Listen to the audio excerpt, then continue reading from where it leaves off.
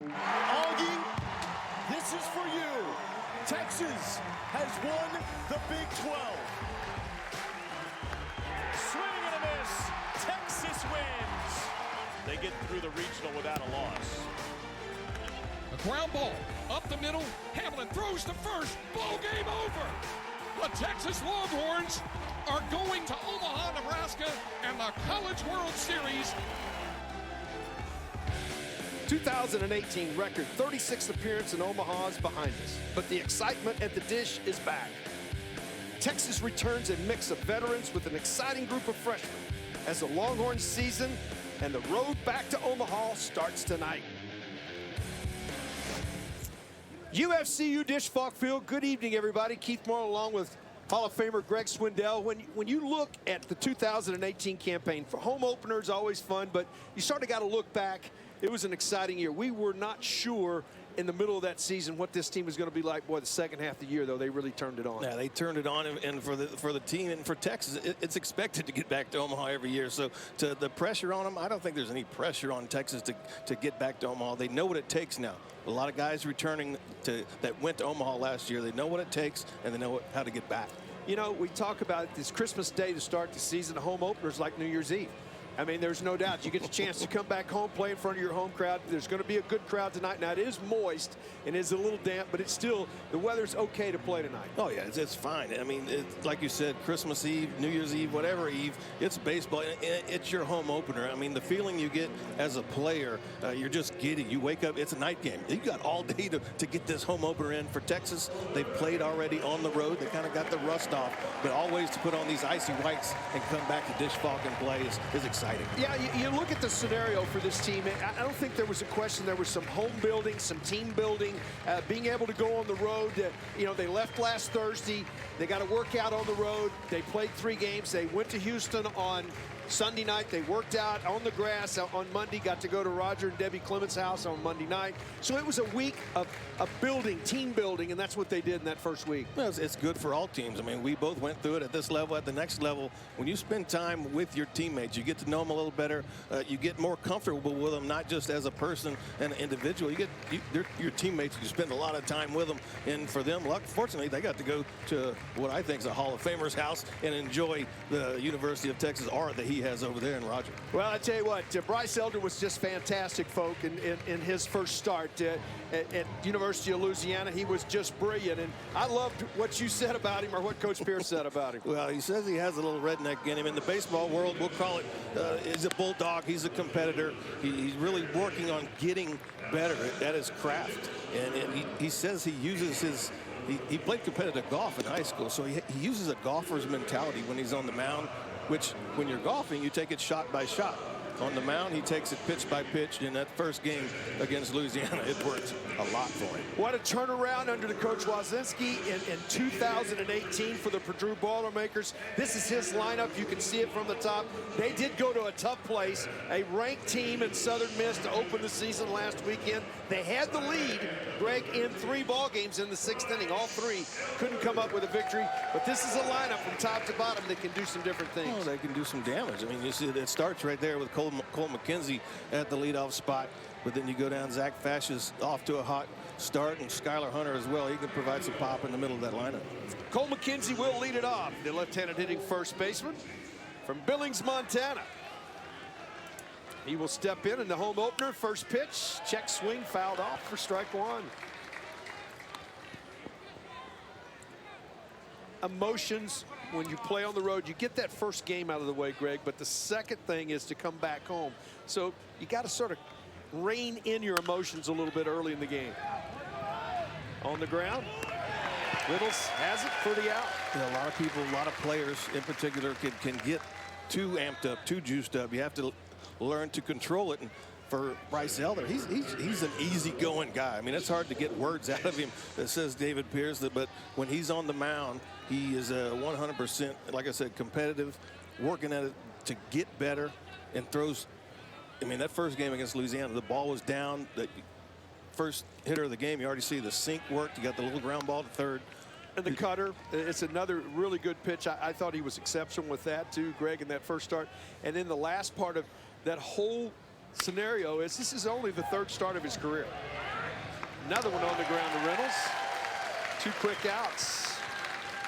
And that shows you a little bit about how that ball's sinking right there. Yeah, it's got some movement on it. He starts it down the middle. It goes to the outer half of the plate, ends up off the plate. 2 weak ground balls to third. And I think another big thing that stands out in that first start for Bryce Elder, he went into the 9th inning, kept it under 100, but had no walks, though. 0 walks in the first game. And he didn't have a 3-ball count till the 4th inning. I mean, that's getting the ball over the plate, making it put in play. He doesn't try to, he can strike people out. Nissel steps in. He had 9 against Louisiana, but he's also a ground ball pitcher with that sinker slider. Sophomore Indiana native.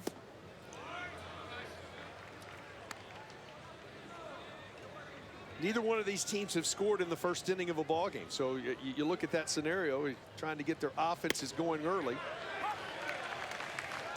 Nips the outside corner, and it's 2-1. So talking to Coach Was for Purdue, I mean, these guys, 4 months before they got to put on dirt under their spikes.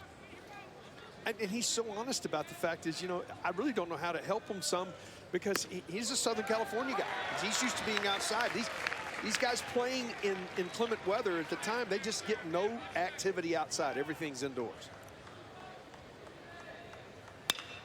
2-2 pitch in on the ground by Reynolds down the left field line. That's going to go for extra bases. On his way to second is Nissel with a sliding double. Wasn't hit with all that much of authority, Greg, but just in the right spot. Yeah, good placement. Just rolls over it, and like you said, just a good spot. Ryan just can't get to it right there with the reach. Just off the tip of his glove. Yeah, and if he does get it, a tough play to throw him out at first. Usher will step in. Zach, catcher from the left side. A good start. 571 as he steps in here. Right down on the end of that bat with no gloves. Doesn't get cheated there, but comes up empty. I would imagine this is a warm front for these guys. Yeah, well, he's from Ontario. I would think that it's in single digits in Ontario right now. Up and away, count evens. Outfield defense has been outstanding for Texas. Kennedy in left, Ellis in center, Todd in right. Infield will set the defense after this 1-1 delivery. Catches the outside corner. Doug Williams calling the balls and strike. Ryan Reynolds, Bryce Regan, Mason Hibbler, and DJ Pertinsky at first. Behind the plate, Michael McCann, and on the mound, Bryce Elder. The 1-2.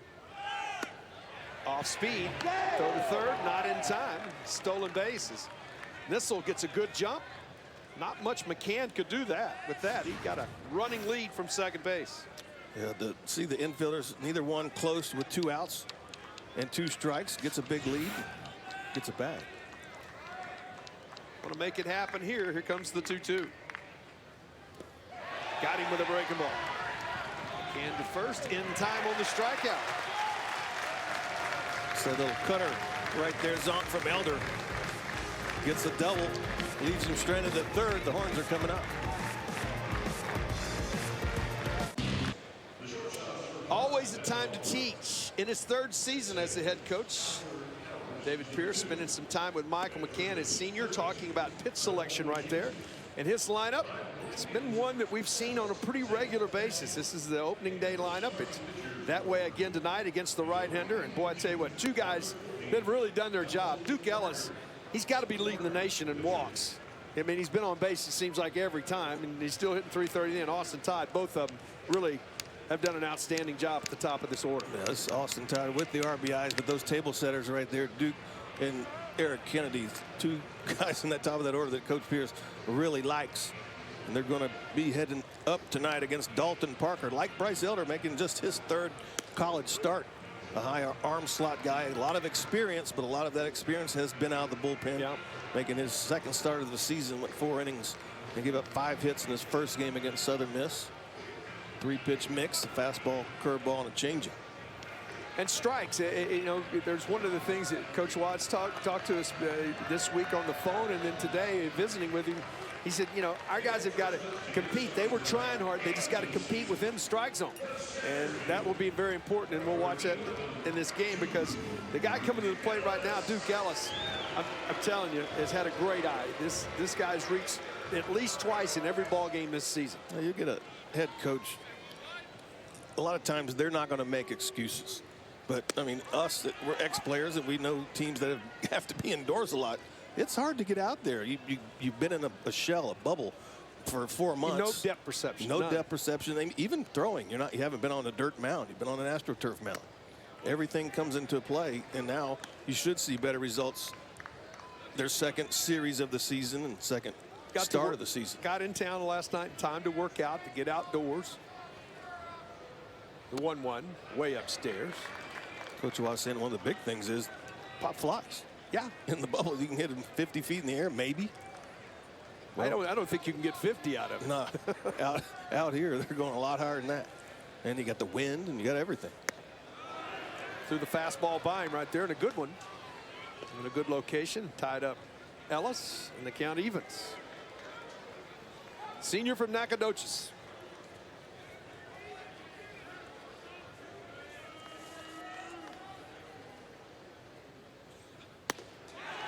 Got him upstairs. Challenged him upstairs. Threw it by him twice.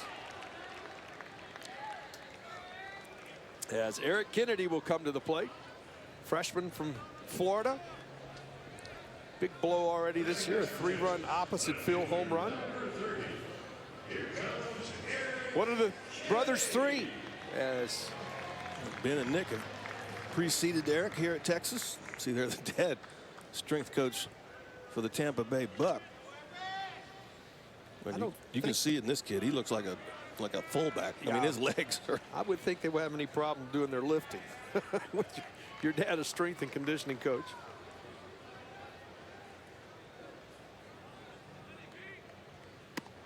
Fastball misses outside. Outstanding speed for Kennedy.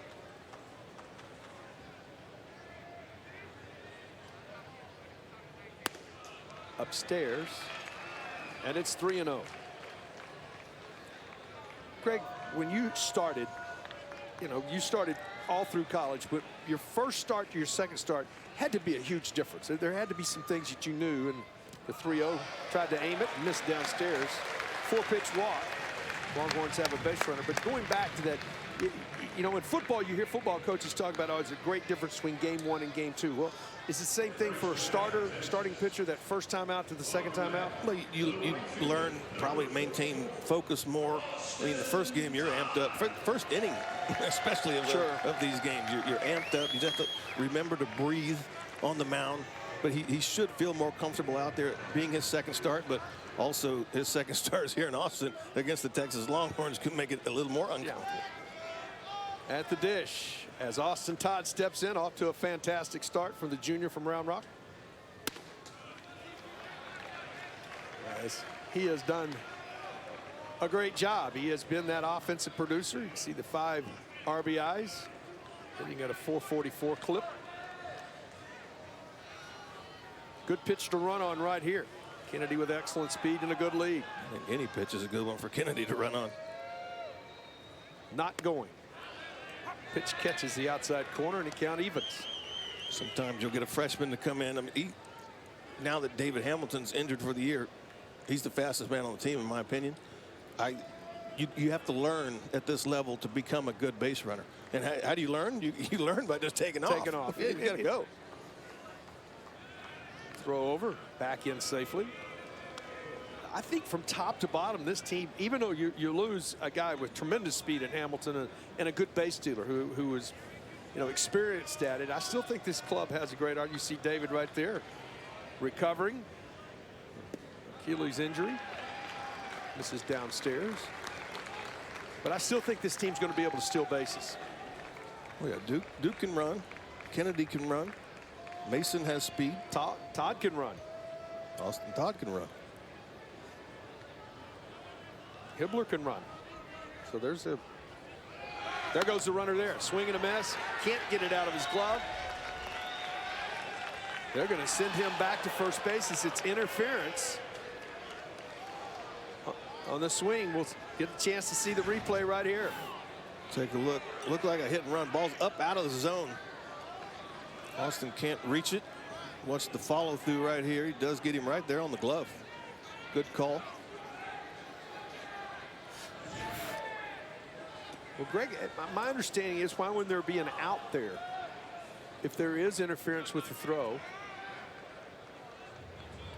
But if there's not going to be an out, it's going to be a 2-2 count. I believe possibly because there wasn't a throw to second base. Okay. It impeded the throw, but there was no throw. Right. Okay. Counts 2-2. Kennedy back to first base. Parker set. There he goes again. Just gets a piece of it, keeps the at-bat alive.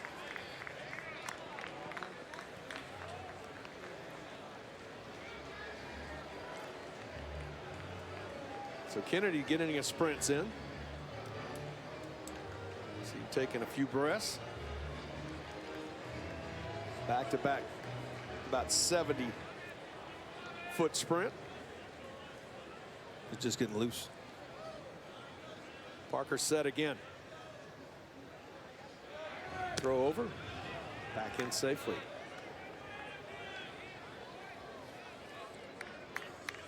You guys on the mound always playing cat and mouse games with those runners.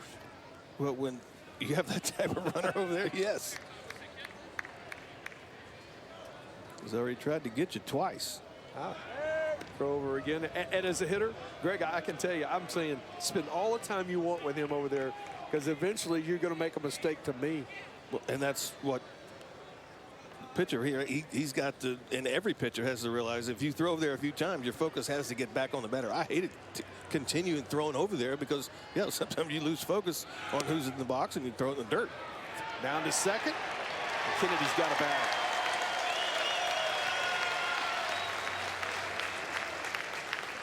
Tough pitch to throw on, but Kennedy with a really nice jump. 2 or 3 steps, see him peek in.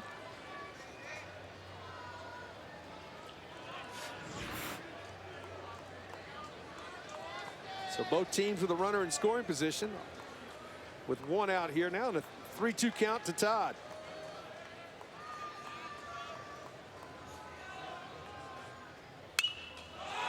On the fist. Into the stands, and we'll do it again.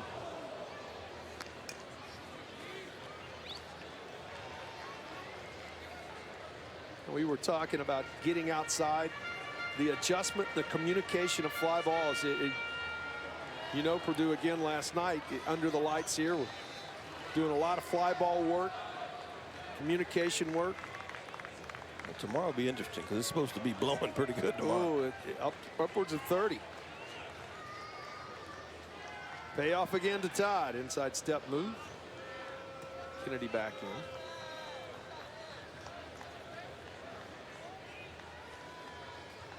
Opening night.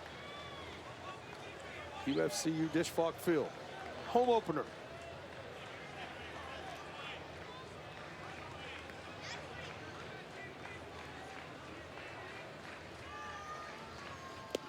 Downstairs. Ball 4. So 2 walks in the inning. Goes back to our conversation we had earlier with Coach Waz. And he talked about had to throw strikes. Yeah, in the first series against Southern Miss, they gave up 24 free passes. 19 of those were walks. 5 hit batters.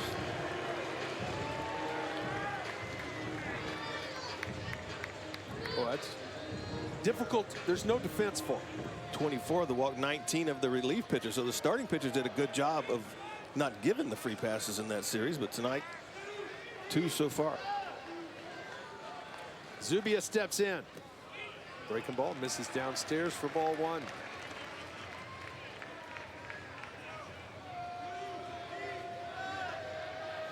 Neither team has scored in the first inning this season. Longhorns threatening here.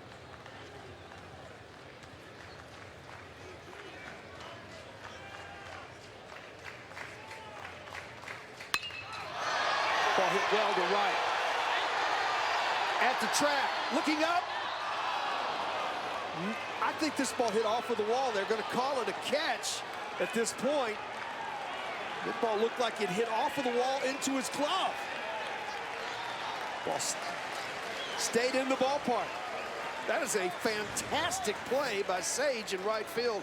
He caught this ball. Oh, to stick with it, but he did. I couldn't tell right there. It looked like it hit the wall, but it was actually in his glove. This is an opportunity where you can come out, and this is what you're going to see a lot this year with the replay situation. You're going to ask the umpires to come together first before you challenge. Come together and say, hey, do we need to take a replay look at this? And that's exactly what they're doing right here. And then they can go take a look. And then if in that time, if they say, no, we're not going to take a look at it, you can challenge it as a head coach. We'll see what happens. Now they are going to go take a look.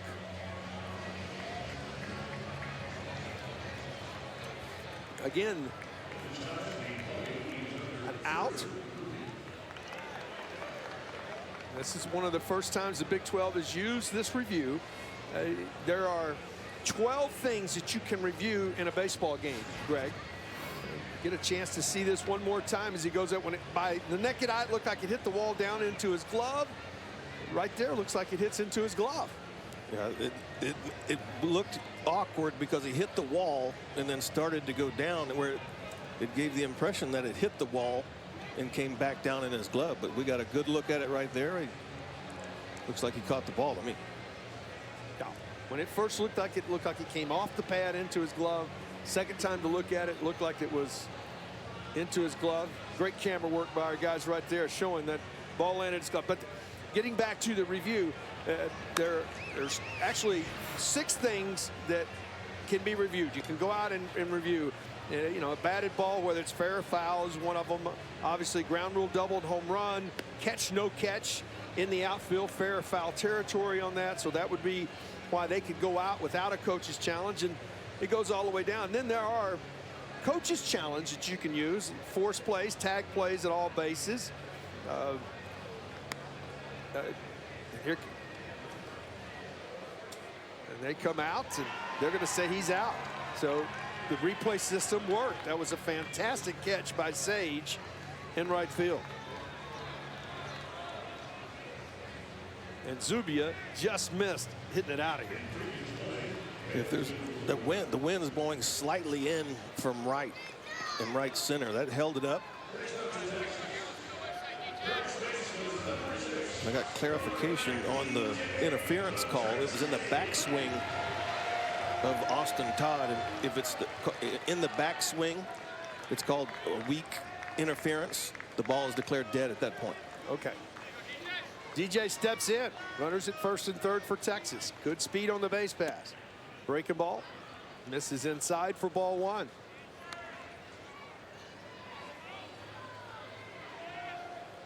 Senior from Magnolia. 235 on the year as he steps in. He's driven in 3.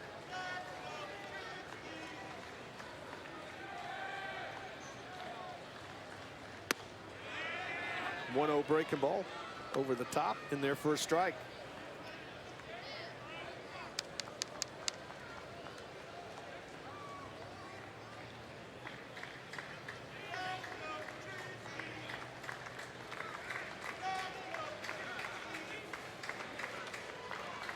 Alton Parker comes set. 1-1 downstairs, and it's 2-1 to DJ.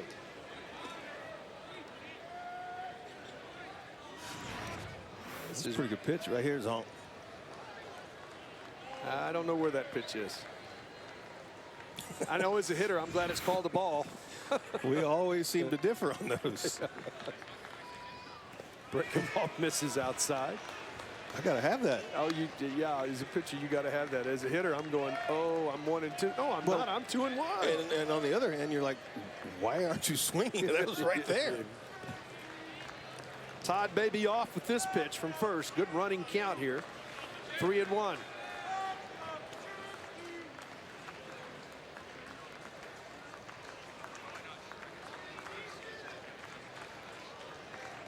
20th pitch of the inning coming.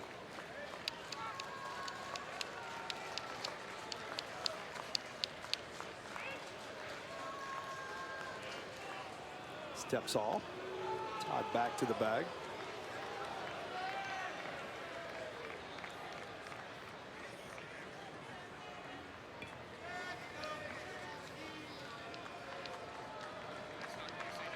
Third 3-ball count and 5 batters. So Dalton Parker. Misses outside, ball 4. Third walk of the frame. For Texas, you got to take advantage of this. I mean, you hit the ball good. A guy makes a great play in right field. Sage. That saved you possibly 2. Now you got the bases loaded on free passes. Early in the ball game, you have to take advantage. Ryan Reynolds has really swung the bat well, hitting .429 as he steps in, the switch hitter. Hitting from the left side, homered from the left side. The University of Louisiana last weekend. Father Shane played in the big leagues. Longhorn third baseman steps in. First pitch in there for a strike.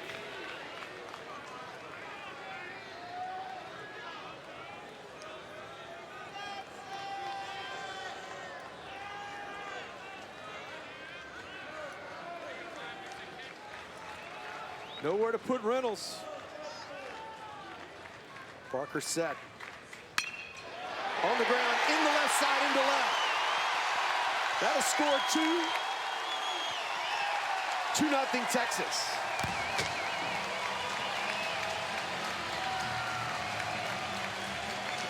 A lot of times that'll take the sails right out of you if you're Dalton Parker. One pitch from getting out of the inning. Fastball in the outer half.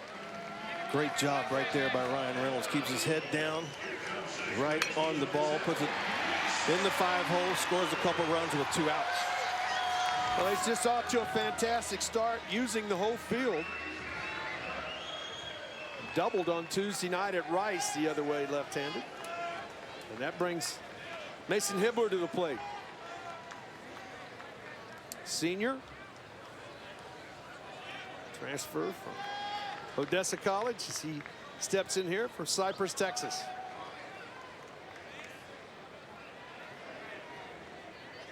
Mason's hit some balls on the button, still looking for his first base hit of the year. Good opportunity here to get it. Fastball in there for a strike. And for Ryan Reynolds, I mean, in that situation, Zong, you've been up there, you got the bases loaded, it's early in the game, a home opener.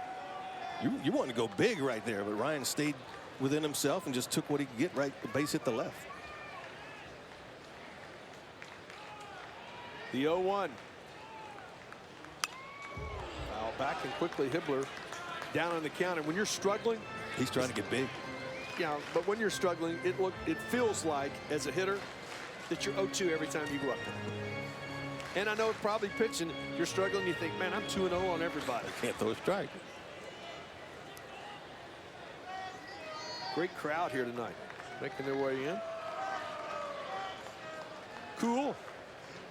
Been moist all day. Not really raining, but just foggy. A good crowd for opening night. A view from Lowell's desk. Lowell's desk, yeah, no doubt.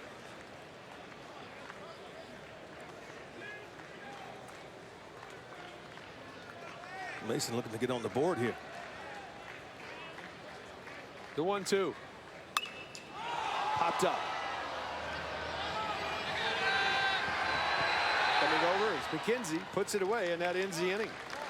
But Ryan Reynolds got the damage done. Took advantage of the 3 miscues, the 3 base on balls, and the base hit to left.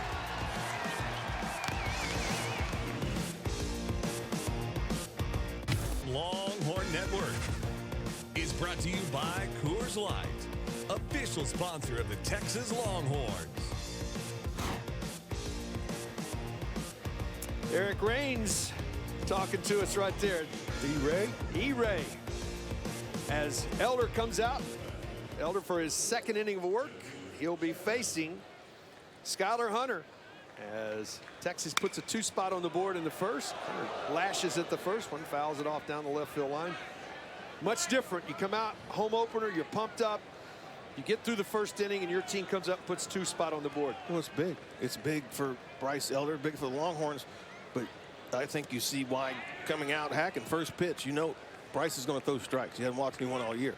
Try to get on him, get ahead of him before he gets to his secondary stuff. Breaking ball misses inside. Well, the difference is 14 pitches in the first inning for Bryce.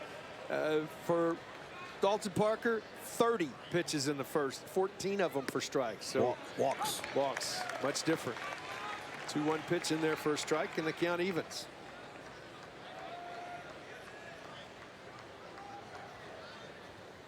Run this one away right here. Either run on that ball. And now you have 2 strikes. They're looking show the for folks that. exactly what you watch this ball run. What's where McCann set up now? Watch him. He has to start to reach for it. If you're Bryce Elder, now you want to creep out a little further with that one because they got 2 strikes they have to protect. You get them leaning, then you can go back in. 2-2. Breaking ball stays upstairs. Try to get tricky with him right there. Yeah, you know his backdoor cutter was excellent in his first start. You have him leaning out. I like the cutter down and in. And we jinxed him. Yep. He had not walked a batter this season. From 1-2 to ball 4. Oh, good at bat. How about Johnny Sage's catch? And he's a JC transfer, trying to plug him in. Junior. He's no stranger. His mother's not a stranger to Austin, Texas, as she was a player for the Longhorns.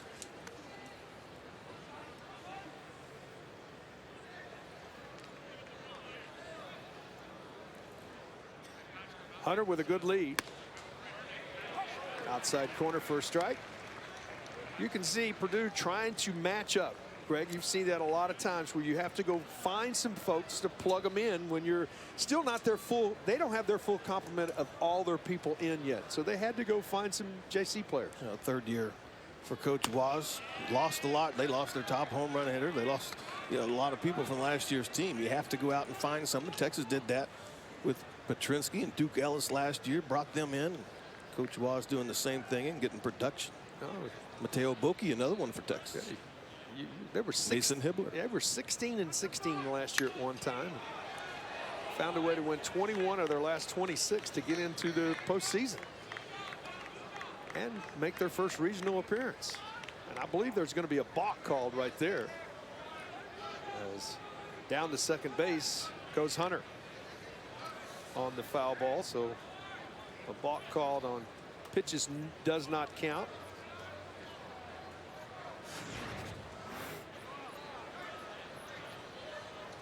Rush takes a look to first. Only thing I would think would be the call that he didn't stop, but he came to It looked to me like he had a pause. a slight pause. Maybe it needs to be longer.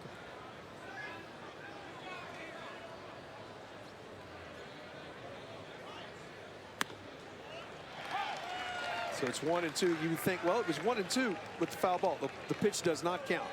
So now it's 1-2.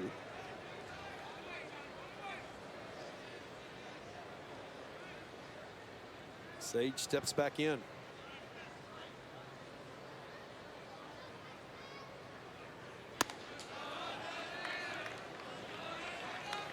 Count evens.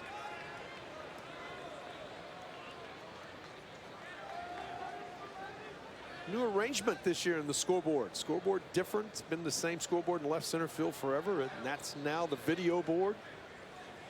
And the scoreboard has moved over into right center. Got a lot of action on that scoreboard. There it is. A few of the changes here at UFCU Disch-Falk Field.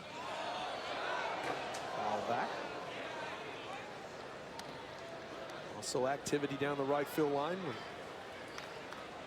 building the workout facility under construction.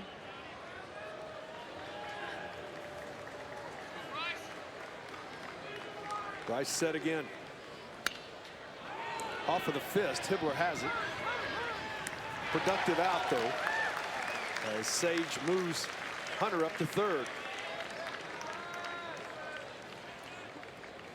That one got fisted. Threw that cutter in right there and just ate up Johnny Sage. There are two Patrick Smith on this ball club. This is Patrick W. Smith. He's an outfielder. And Patrick J. Smith is a pitcher. The outfield.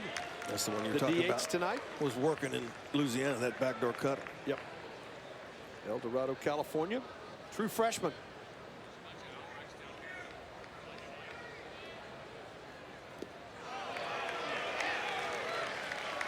That one, I think, swinging over the top of it. That's more the curveball, the breaking ball right there. So this one has some depth to it. Starts out right over the middle, and watch this ball just drop right at the end. The 0-2. Backdoor. Missed upstairs. And it's 1-2 to Smith. See him falling off of that one. Had his body going towards the first base. That's why his arm was late. Ball was up and out. Causes it to drag. Stayed with that one. Second strikeout for Elder. A big one right there. Now a chance to get out of the inning. You can fall off the mound after you release the ball, but if you're falling as the ball's still in your hand, that's what's going to cause it to drag. That last pitch, he stayed with it, released the ball, and then he fell off a little bit. Albrecht, freshman, steps in. West Bend, Wisconsin. Off of the fist, out to Hibbler.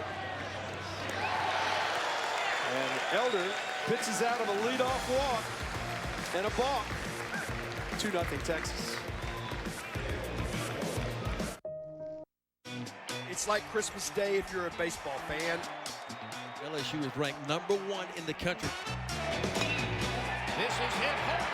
Pucker up. Kiss that baby goodbye. Next Friday, Saturday, and Sunday, the #1 team in the land, the LSU Tigers, come to town. That'll be fun, Zon. We'll have it for you right here on LHN, and we're going to have a little visitor come join us. He was okay in his time at LSU, and he does an okay job on ESPN. Ben McDonald's going to be with us up here. Absolutely. I can't wait. That's going to be a blast. Big Ben. They learn how to bow hunt up here or something. McCann steps back in, breaking ball in there for a strike, and quickly so too. That's going to be a fun series. Get your tickets now. Well, they travel well. They do. Like Texas travels well when they go on the road. This place will be rowdy. Looking forward to that. 0-2 to McCann. Fouls it back.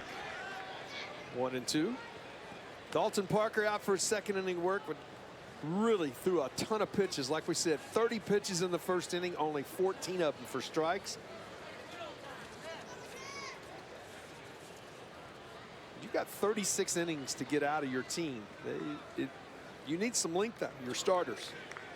Oh, this one especially. You got two games tomorrow, and you can't afford to run through your bullpen tonight. Yeah. So Dalton Parker, yeah, he needs to get that pitch count down. But Texas had a good eye in that first inning. Only got the one hit, but the walks cost him. Breaking ball misses downstairs, and the count goes even to McCann now.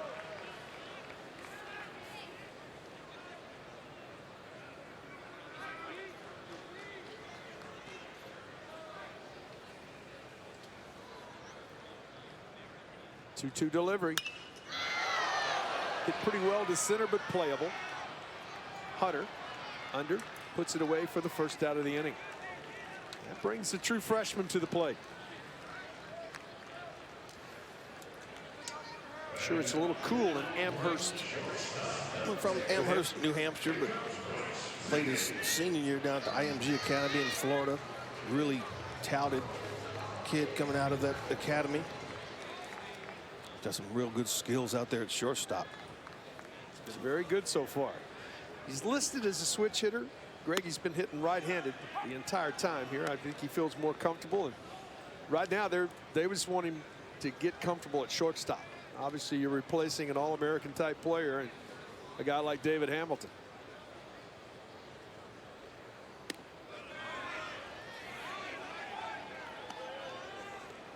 Ball misses downstairs. 1-1 to Bryce.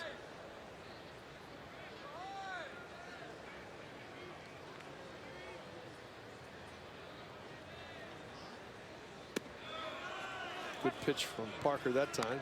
Nips the outside corner, and it's 1-2. Remember last year we were doing a game and we noticed that David Hamilton wasn't wearing his glasses, and we'd asked him, he goes, well, I just forgot them at home. Bryce Riggin normally wears the glasses when he's playing. Wonder if that's the same case. 2-2. I don't know, but I would be thinking about going back home and getting mine if they were that important. We saw what it did for Casey. Well, if that's the case, everybody should be wearing them. 2-2. Downstairs. Still a lot of pitches. Unable to put the Longhorns away. Parker's been able to throw some strikes early, but he's gotten picky after he's gotten ahead. Now he's got to come after him here. 3-2. Foul back. We'll do it again. Any eligibility left? There was a good catch.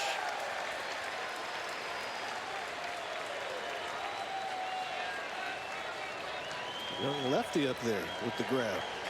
High fives all around. There you go. Boilermaker. Nice catch. Upstairs, ball 4. Fourth walk issued by Dalton Parker. First time through the order, Greg. Command has been a problem. Command wasn't too much of a problem in his first start, but tonight, hitting in the third to 4 walks and 43 pitches. That's taxing not just on you, but Coach Waz over there and the guys in the bullpen, and they start to get loose. Could be a long weekend. Duke Ellis back to the top of the order, struck out his first time up. Break the ball upstairs for ball 1. Regan with good speed at first base. And there's times when you've been in that bubble and you're able to get a grip on the ball. You get out in these kind of conditions, it's hard to get a grip. The wind, the coldness. Fouled off left side. I mean, every mound, Greg, I mean, you warm up in a bullpen, it's a different mound than when you go to the mound. So there's some adjustment that all pitchers have to make by going to different mounds. Yeah, that's one thing that I did, not when I was here at Texas, but when I was starting in the major leagues. If I was going to pitch on the mound for the first time when the game was over, I would go out to the mound the night before when the game ended and just throw some air balls just to kind of get a feel for what it felt like. Breaking ball misses downstairs. 2-1 to Ellis. Good hit and run count right here. See if David Pierce wants to get aggressive.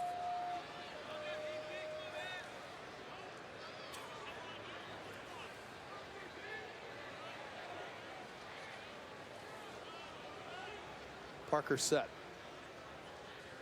There goes the runner. Tried to check his swing. Throw to second. Ball gets away. Second stolen base of the ball game for the Longhorns. Second stolen base by a freshman. Gets a good jump, but Zach Fascia gets rid of this ball in a hurry. Tyler Powers just trying to be a little too quick. You see Bryce Riggin gets up and looks towards home, where if he's looking maybe towards Sean Allen in the third base coach's box, he could have brought him to third. I always felt like you look in the center because you're going to make that choice when you're going in. Runner in scoring position now, 2-2 to Ellis.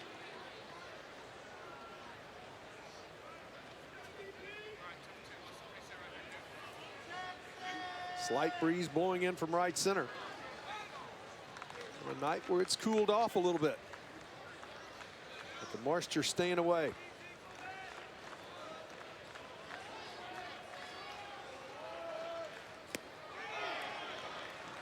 Fascia does a nice job again, keeping that ball in front.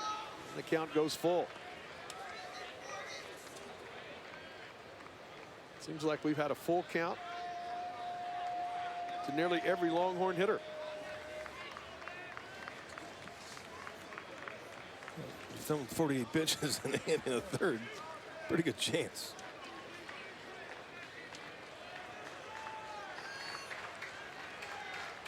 The payoff to Ellis. Foul back out of play.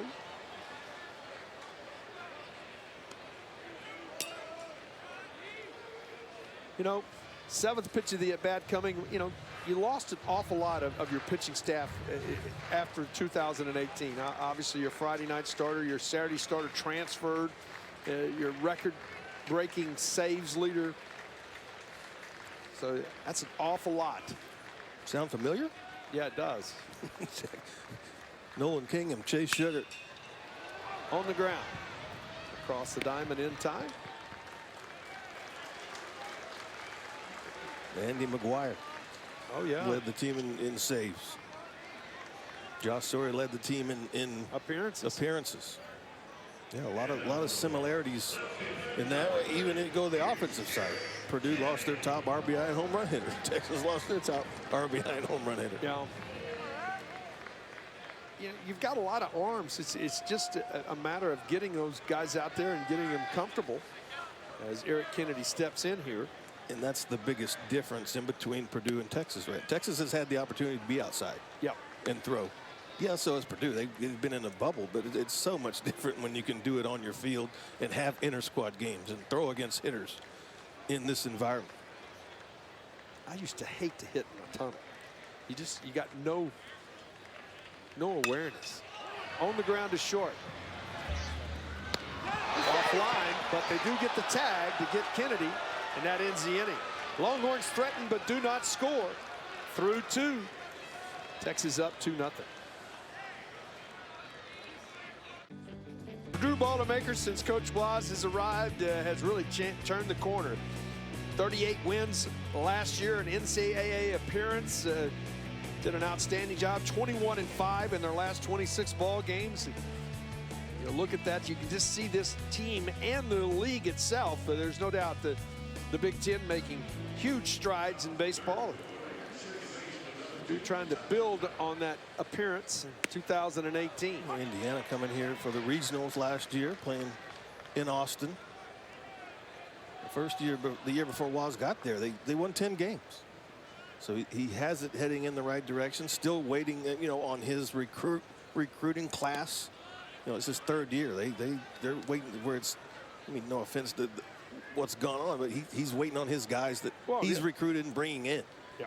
Well, you fully have your personnel. As Power steps in. 1-2. Pretty good pedigree too. I mean, just coming. Well, he's a coach with Coach Lopez.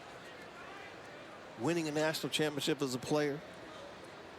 Hey, he was a teammate of Steve Rodriguez, the head coach at Baylor. We don't like to keep bringing that up. Well, there's Coach Rodriguez hit the Brooks doesn't like it. The home run, well, the grand slam off number 23. I'm not going to say it, Keith. Oh, there I said it. The 1-2 upstairs, and it's 2-2.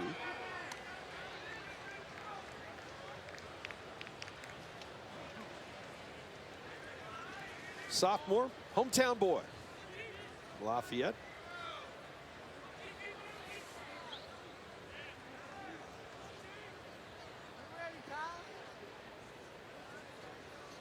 The 2-2 delivery. Inside cutter, Frozy for the strikeout. 3rd of the ball game for Bryce Elder. I'm not sure if this is that inside cutter or just a backup curveball that stayed right there. Nonetheless, got the call. See Michael McCann setting up out, and that ball just backs up on it. Could make a lot of money if you knew how to throw that one. Well, it's a hitter. It's just. Well, you see spin. Oh, you thinking outside. It's going the other way. Cole McKenzie steps back in. Cole, as we said, from Montana, played in the Little League World Series.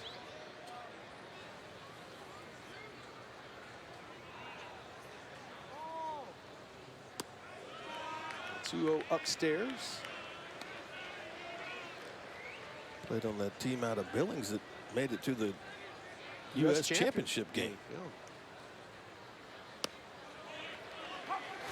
My name is Cole McKenzie, and my favorite baseball player is Buster Posey. Now he just step in the championship series. And big fly. That's fun.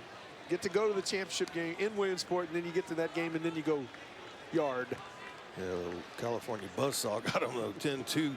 California advanced in that championship, but what an experience. Texas has their own Little League World Series. Matteo Bocchi for Italy. Just missed outside. You saw Doug Williams start to raise. Didn't give it to him. One of the better umpires in America. Pretty consistent, but pretty small zone. Didn't get the call there. Purdue has a base runner with one out. Owen Jansen steps in. He grounded to Ryan Reynolds his first time up. Off to a good start. There's Jansen. Rips this ball to center. Nice jump by Ellis to make the play. Read that ball perfectly, Greg. One of the toughest plays to make as a center fielder, that line drive that starts at you. That's the biggest thing you do is freeze on the ball. Look, see him freeze just for that split second. Now he picks it up and he's able to get to it easily. Nissel steps in. He doubled. Stole third back in the first. Fastball outside corner. 308 on the year. Sophomore from Indiana.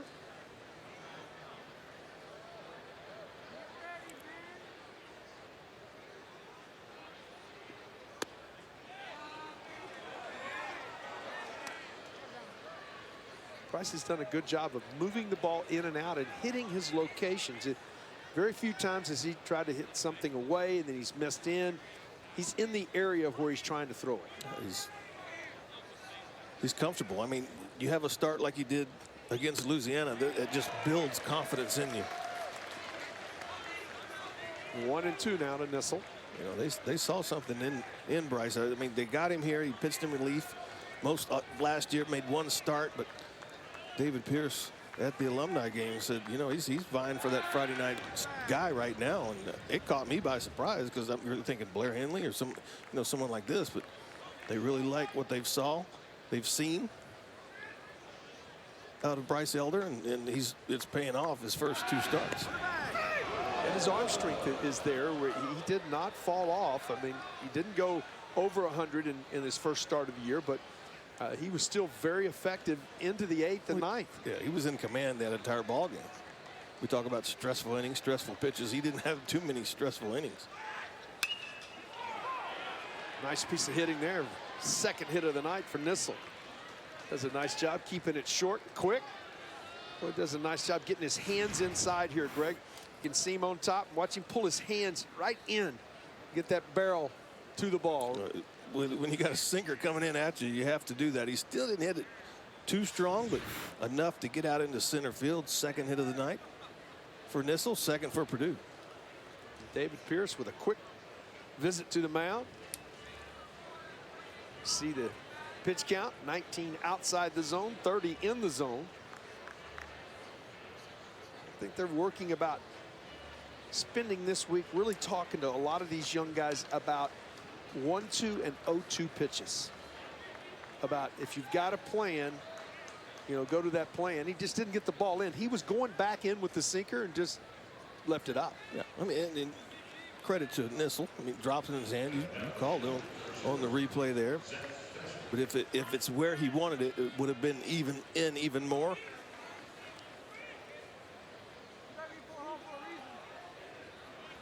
Fasta steps in.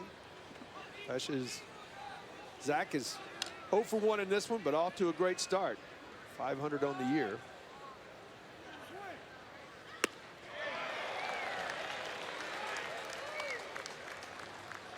This a big man does not get cheated. Well, he's got a big swing, and it's twice, 2 at bats tonight. He swung at the first pitch, that same exact pitch. I think they can stay away from him a couple here and then try to get him in. So he's looking away. It's quickly 0-2.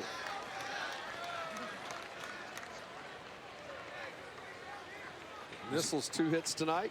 He is tied for the team lead with 5 hits on the year. The 0-2.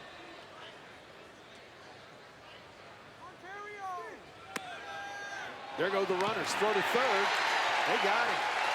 Wow. Did not get a good jump. Did McKenzie make that third out at the inning, and a nice job by Michael McCann to get it done.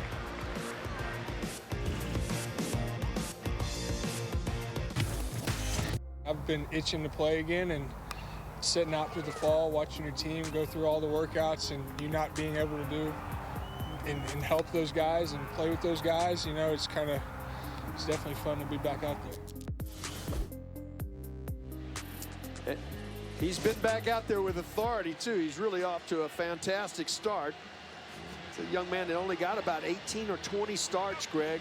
Last year, they were really counting on him. He had a walk-off homer in the first weekend series, and boy, you were thinking, oh, he's going off to a big start.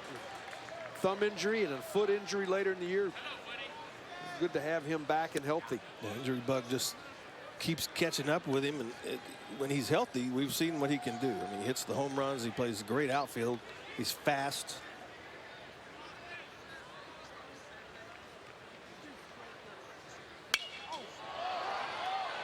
Pop to right. Sage has a beat on it for the first out of the inning. Like the play Sage made earlier, let's get back in the first inning.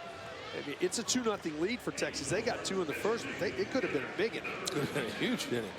That ball's 5 feet further. That's a 3-run homer. Sage stayed with it. It kept drifting along the wall.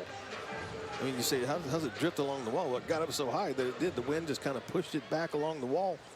Sage hit the wall. It made it look like the ball hit the wall. Zubia steps in. Our first replay of the season. Break a ball miss downstairs. Sophomore from Richmond. Guess it was more of a review. Yeah. Wasn't a challenge.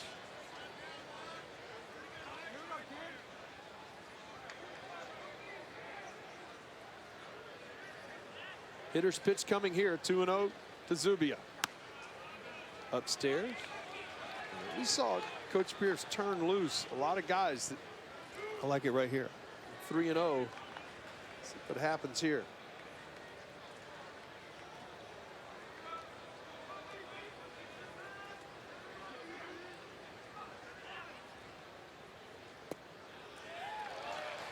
Four-pitch walk. But that has been the story of the night. That is the 5th walk issued by Dalton Parker. It's a concentration thing. You get that first out, you're like, okay, this inning's going to go good. Now all of a sudden, you just lack of concentration for 4 straight pitches. And that's hurt him so far in this game. Texas only has 1 hit.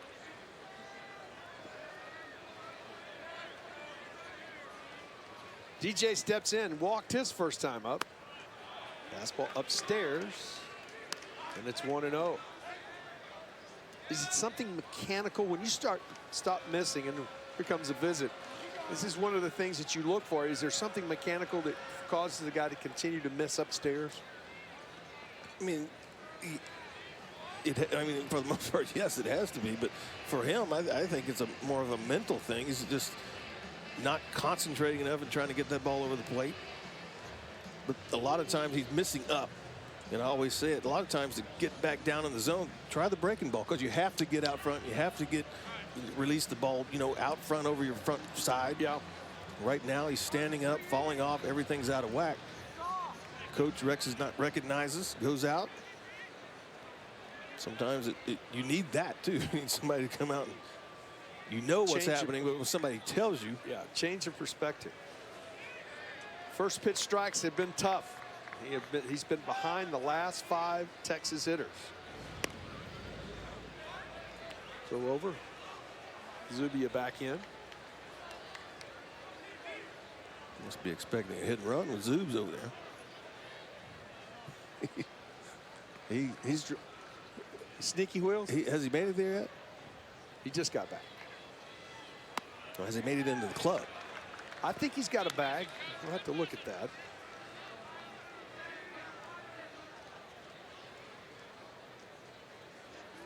2-0 to DJ.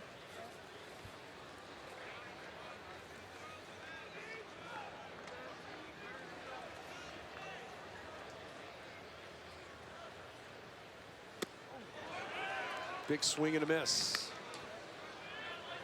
And it's 2-1.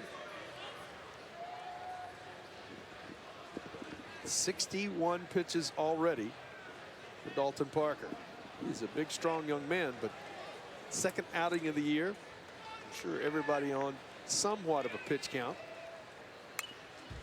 Like you said, this long weekend, 4 games.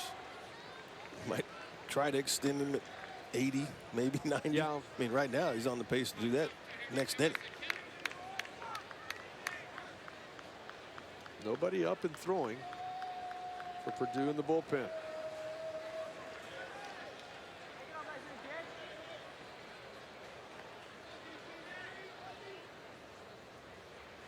The 2-2. Way outside, and the count goes full. When you're not throwing strike one, you've got a lot of 3-ball counts, and we've had a lot of 3-2 counts tonight.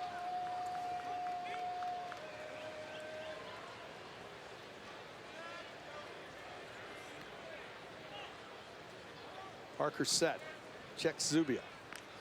Just a toss over.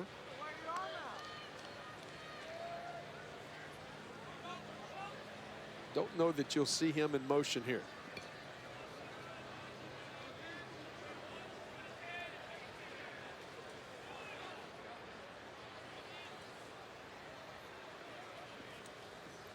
He is going. Hit into center for a base hit. Zubia around second, on his way to third.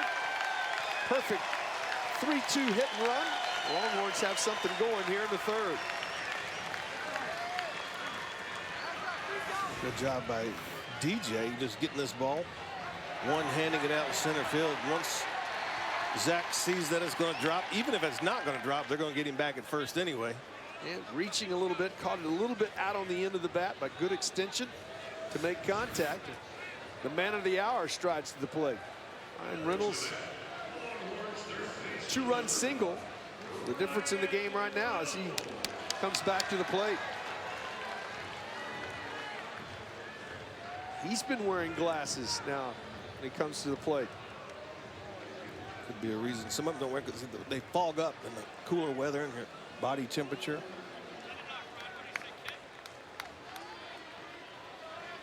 From the left side, he steps in. Had a good hack, fouled it straight back. Back in the first, 3 walks, loaded the bases with 2 outs. Ryan Reynolds takes the ball to left. Scores 2 runs. The only hit until DJ Petrinsky's hit last batter, but right there, a big hit in the first inning to get 2 on the board.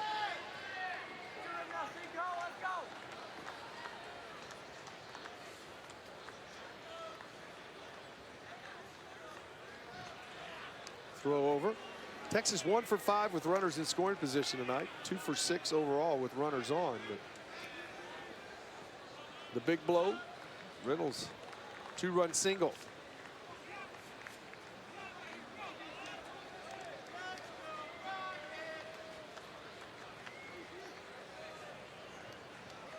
Parker set. In there for a strike, and quickly Reynolds down on the count. No balls and 2 strikes. That was right at the bottom of the zone.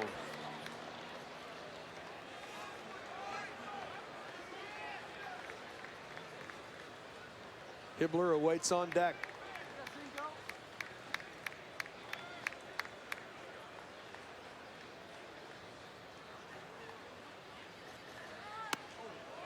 Lays off the high one.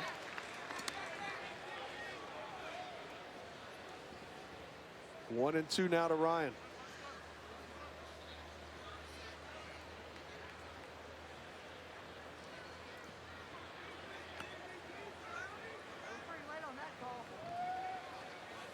Purdue at double play depth in the infield.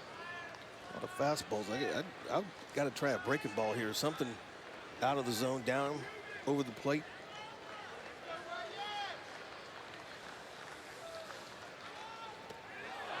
Into the changeup. Had Reynolds over the top of it.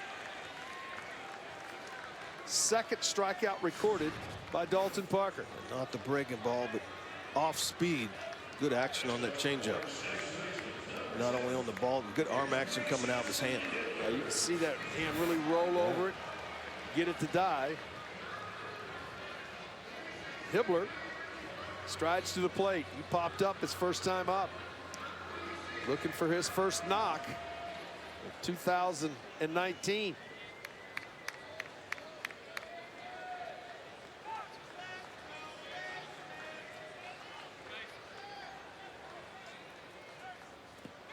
Breaking ball. Good one. Had him out in front for strike one.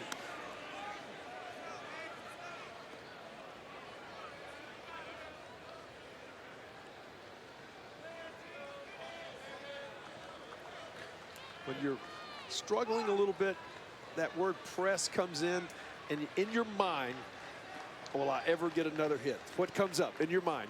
There's just, I don't know why it's that way, but it's, and it's not true. You're going to continue to play, and he's going to get to play, and he's going to get his hits.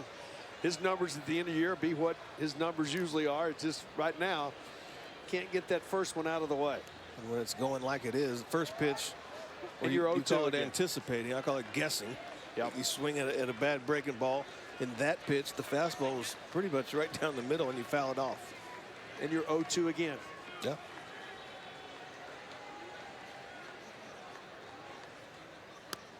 Way outside. And it's 1-2.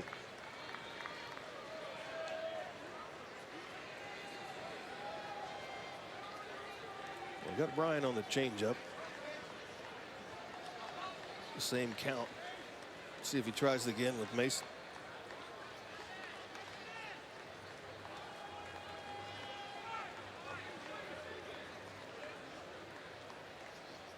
There goes the runner.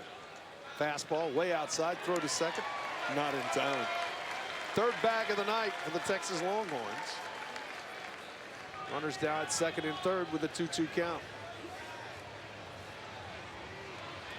Such a good jump by Ryan. Fasher almost didn't even throw it, but gave a courtesy throw down there, He was really thinking taking a look. Zubia might come home. Yeah, he was taking a look at third.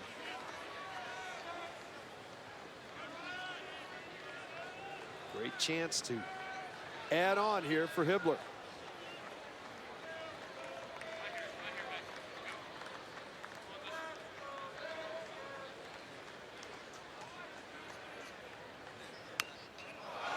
Checks his swing, but makes contact.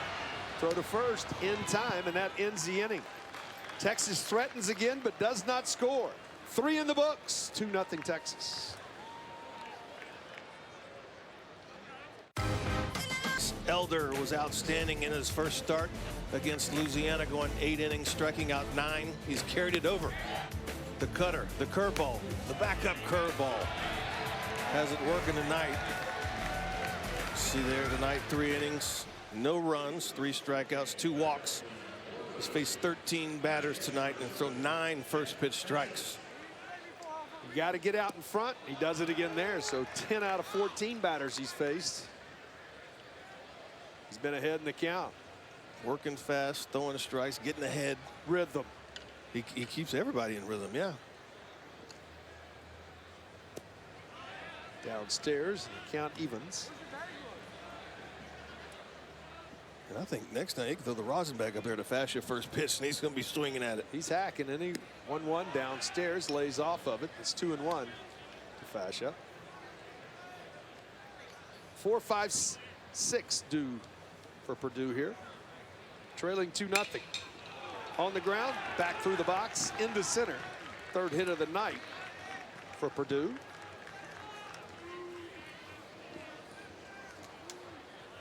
We got you covered all weekend long when it comes to Texas baseball. Doubleheader tomorrow. Season finale, series finale, excuse me, on Sunday, 12:30. Catch it all here on LHN or watch ESPN app. That's a special start time, 12:30 for travel for Purdue. I thought our season was done. No, it was Just a series. just a series. All right. Throw down to second. They got him. Nice hustle, Michael McCann on the ball in the dirt. Hibbler does an outstanding job behind home plate. See here, ball slightly gets away from him. This throw, a firm throw. Freshman stays right with it. Well, you do a nice job. That's his hustle. That's just want to. You get the ball blocked, you get up, see the guy going, make that 127-foot throw, and right on time. You sure it's 127? I think it's 127 feet, 11 inches, 11.7 inches, or something like that. On the ground, not in time. Infield knock for Skylar Hunnell. The ball took a funny hop. He did. I don't think there's. I don't think you're going to get an out here. You see right there, couldn't get it out of his glove quickly, but he's wanting it to bounce up to him, but it had some spin on it and bounced away from him, and then he couldn't get the handle. How big now is the throw down to second on the wild pitch? Hunter's got good speed. He'll run at any time. This ball hit well into left center. Kennedy on his horse. Can he get there? He cannot. It's off the wall. Ellis bobbles it. Here comes the relay to the plate. It's thrown over the top. But a nice job by Elder. Where's he supposed to be? Is right there to back it up. The ball hit well. Kennedy's right on it. Just sticks his glove up, gets over his head. Duke can't get a handle on it. Strong throw. Good extension right there. Gets on top of it. Sage has had a big night.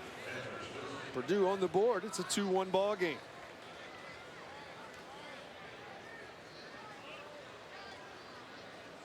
Just couldn't get the handle out there. I don't think at the beginning of that. I think there's going to be a miscue. I think it would have to be on Duke in the center field, not being able to get out the ball, allowing the runner to come home, even though Hibbler overthrew home. No other runner advanced after that. No RBI on the play then. As Hunter scores on the E8 after the double. Didn't check his swing, did Smith. 3 straight knocks for Purdue. This ball game would be tied. They out hit Texas 5-2. Over the top of it. 1-2 to Smith.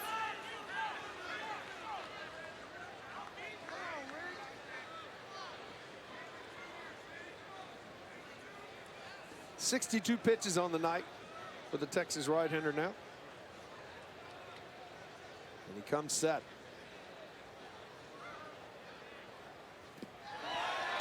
Over the top again. McCann's able to tag him for the strikeout. Third of the ball game for Bryce. Fourth, excuse me. Second in a row to Patrick W. Smith blocks it well, stays with it, reaches out there at the end to tag him, holds on to the baseball. Freshman steps in. Boilermaker shortstop. Grounded second his first time up.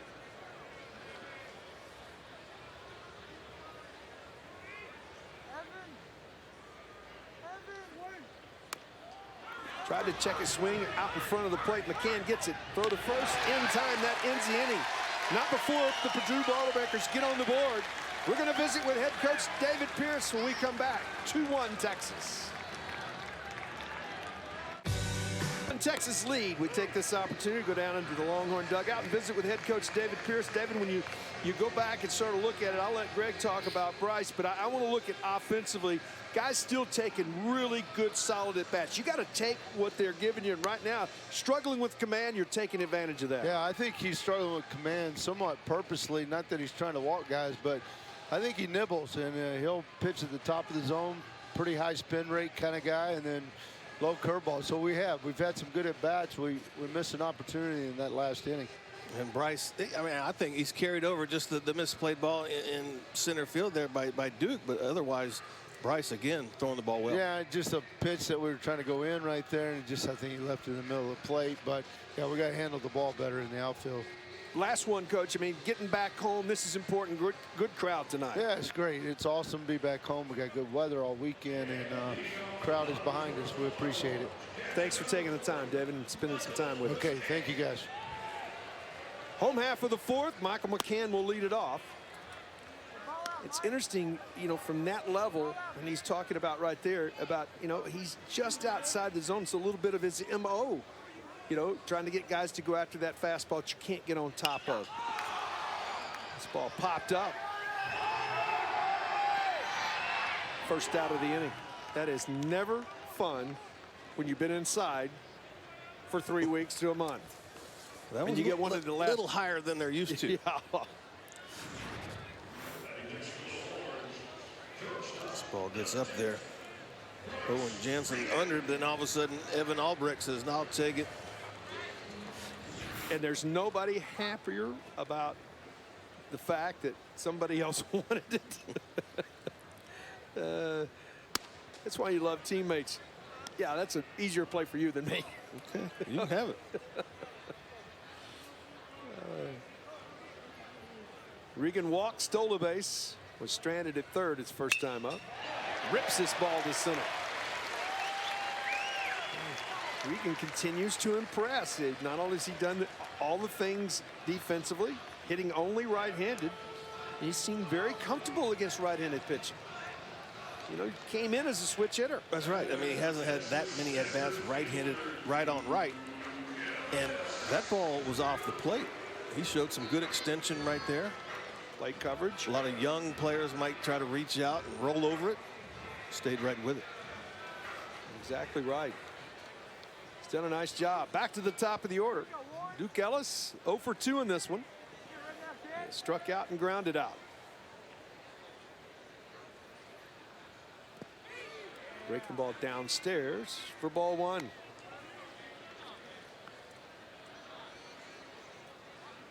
Boilermakers at double play depth in the infield. They play Duke the other way as Hunter really shaded over into left center, and they play him closer to the line and left. Can't come up with it. The count evens. Second timeout, Greg. This is the 80th pitch for Dalton Parker. You probably would like to get him through this frame. Well, in a better world, I mean, right, you want to get out of this frame and maybe possible another one. He only went 4 innings in his first start. You want to build on that if you can get him through 5. Keep him under 100. Didn't start out too good. 30+ pitches early. Yep.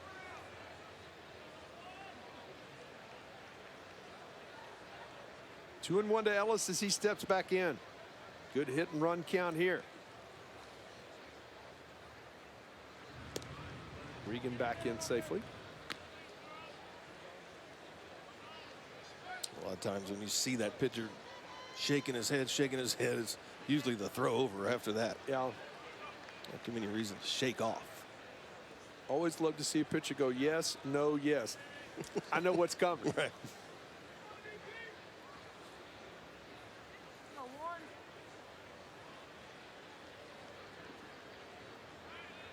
Throw over again.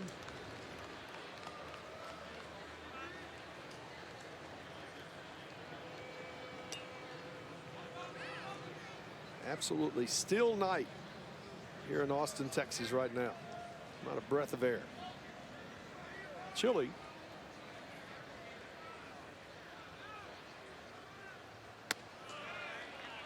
Lays off, and it's 3-1 to Ellis.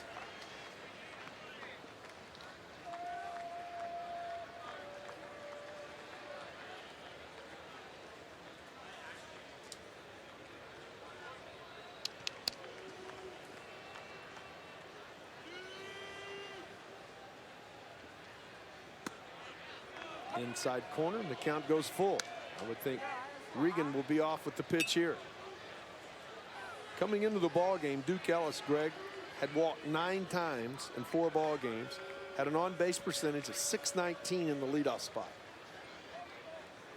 That's getting the job done. He's, seeing the ball and doing what a leadoff hitter is supposed to. He sees a lot of pitches early in games and gets on base.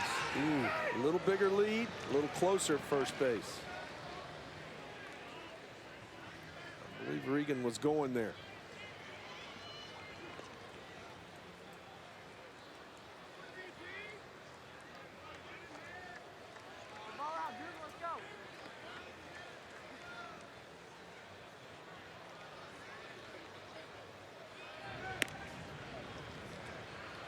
If you go twice, do you go 3 times?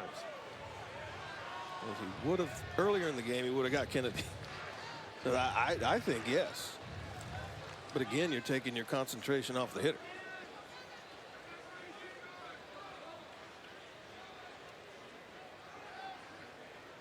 Runner not going.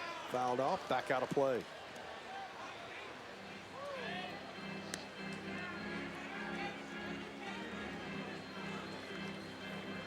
As a hitter, it never bothered me.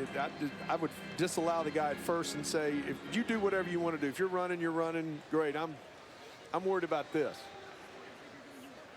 Activity for the first time in the Purdue bullpen. Throw over. Trent Johnson is up and throwing.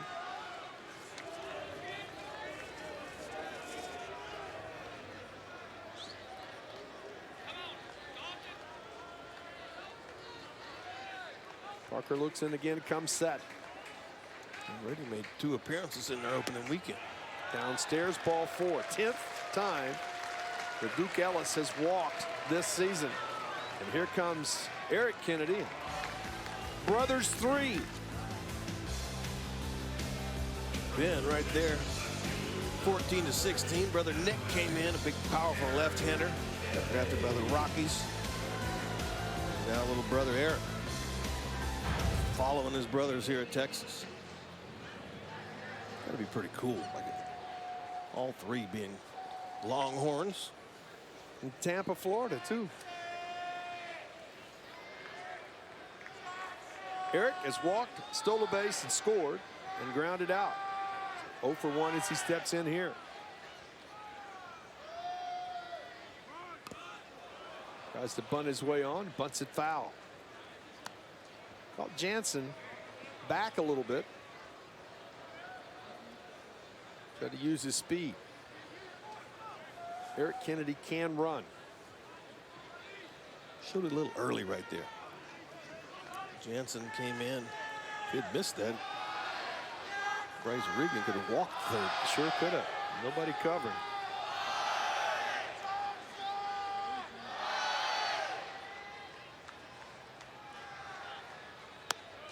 Upstairs. That was a play old number 16 used to run. The old fake bunt. Yes, he did. Bring them in, steal third, second and third.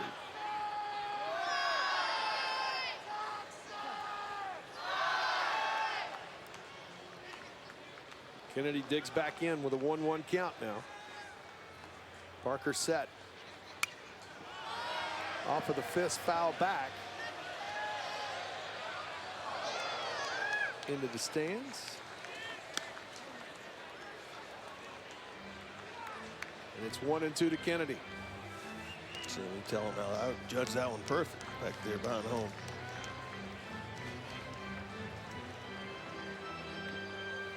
Six walks tonight by Parker.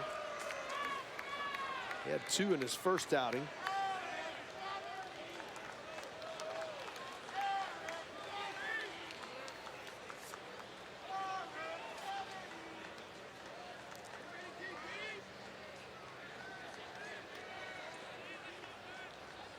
The 1-2. Went to the changeup, missed downstairs, and the count evens.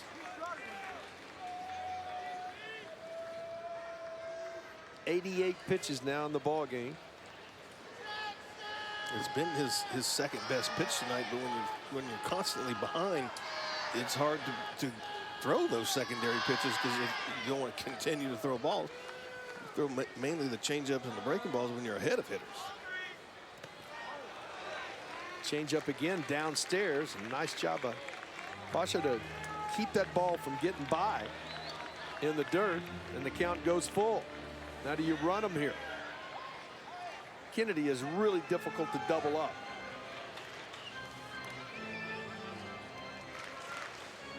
I don't think you do with the left-handed hitter. Not with the lefty. Fast has the good arm.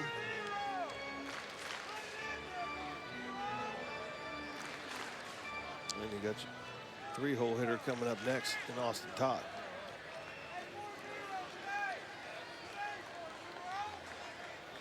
One for 7 tonight. Runners in scoring position.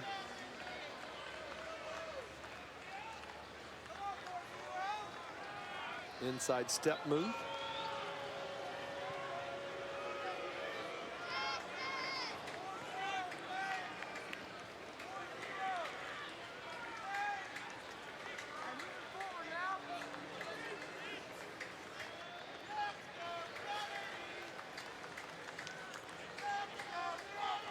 Payoff pitch.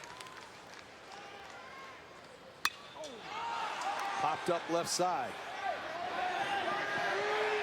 Difficult play. Puts it away. Does Jansen. Austin Todd will come to the plate. Off to a fantastic start. He has walked and scored in this one and flied to center.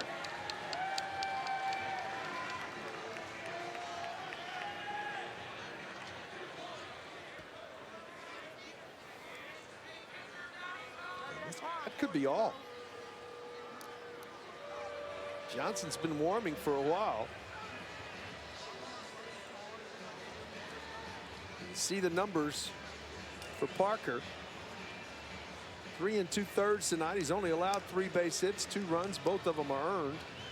But the big number, Greg, is the 6 walks. 6 walks, which leads to a high pitch count at 90 pitches. Elliot Kribbe will go to the bullpen right here. We will take a break. Texas leading 2-1 over Purdue with 2 on in the 4th.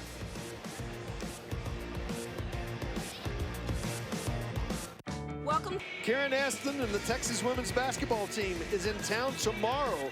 They will take on the Texas Tech Lady Raiders, 11 o'clock Central. Texas women's basketball is presented by Wells Fargo. Catch it right here on LHN or the Watch ESPN app. Texas is projected as a 7 seed right now. I think that could get better. See how things go throughout conference play as the Boilermakers go to the bullpen, and Trent Johnson comes into the game. Greg, his 3rd appearance of the year. Yeah, making his 3rd appearance already. Just 1 inning. He's given up 5 hits and 4 earned runs. On a career, though, he's at 3-1 with a 2.57 for the Boilermakers. Fastball, curveball.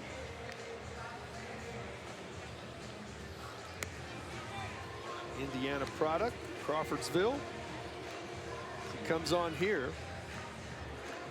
Longhorns have had great opportunities, Greg, in this ballgame. They only have 3 base hits in the game, but it seems like they've had opportunities. They got 2 base runners. Yeah, they've had base runs. They got 2 in the 1st and left 2 on. Left a runner at 3rd in the 2nd. Left runners at 1st and 2nd in the 3rd. And here in the 4th now, they got runners at 1st and 2nd with 2 outs and trying to add to this 2-1 lead. They've been out-hit 5-3 by the Boilermakers. And in a way, you can say that Dalton Parker was effectively wild with all the walks. You can't really, as a hitter, get into a rhythm when a guy's throwing the ball all over the place. So he's kept it at a 2-1 ball game by walking that many. Yeah, you're right. I would much rather have a guy around the plate than I had a guy that's all over the place. You have no. You got to be, obviously you've got to be ready every pitch, but he was pretty erratic. Austin Todd walked and scored, popped up 0 for 1 in this one as he steps in. He's been good with runners in scoring position so far this young season. So Johnson into the game here. Regan at 2nd, Ellis at 1st.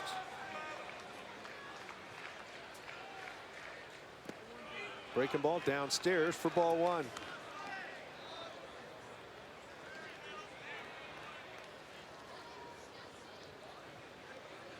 maybe the best pitch of the at-bat here. Yes, you haven't seen his fastball, but I'd be anticipating fastball right here. You know he doesn't want to fall behind 2-0 coming out of the pen. Goes to the breaking ball and a good one. Count evens at 1-1.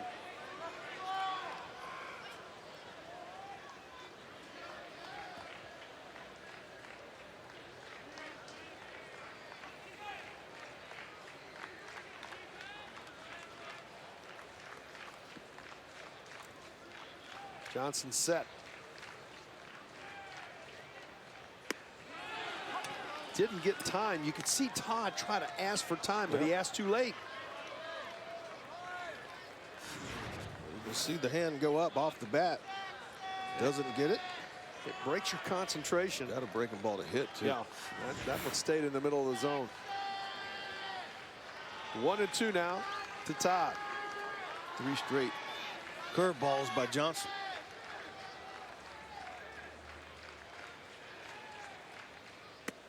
Fastball. Thought he was going to get the call. A little bit too far outside. He was headed to the dugout. Just off the plate. Sometimes you try to pitch and umpire at the same time. He's headed to the dugout because he made a good pitch, hit the mitt, just a bit outside.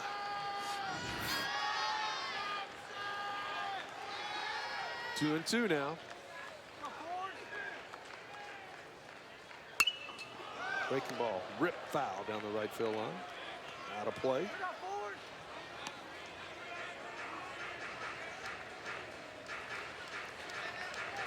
He got away with another one hanging over the plate right there. You want that one in the dirt or try to get Austin to chase the high fastball? I don't know if he'll get away with another hanger.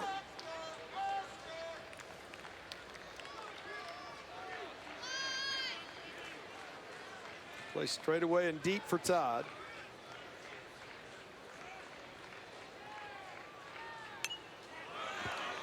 Better breaking ball that time. Todd just got a piece of it.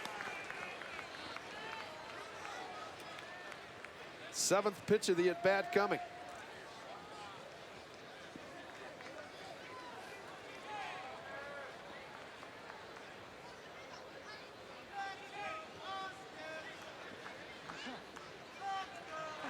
Powers way up the middle at second base. Big hole on the right-hand side of the infield.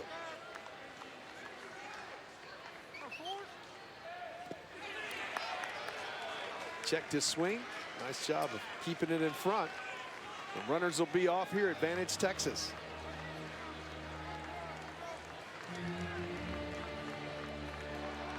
He's thrown Austin one fastball in this at bat, a pretty good one. Would not be surprised to see a 3-2 breaking ball.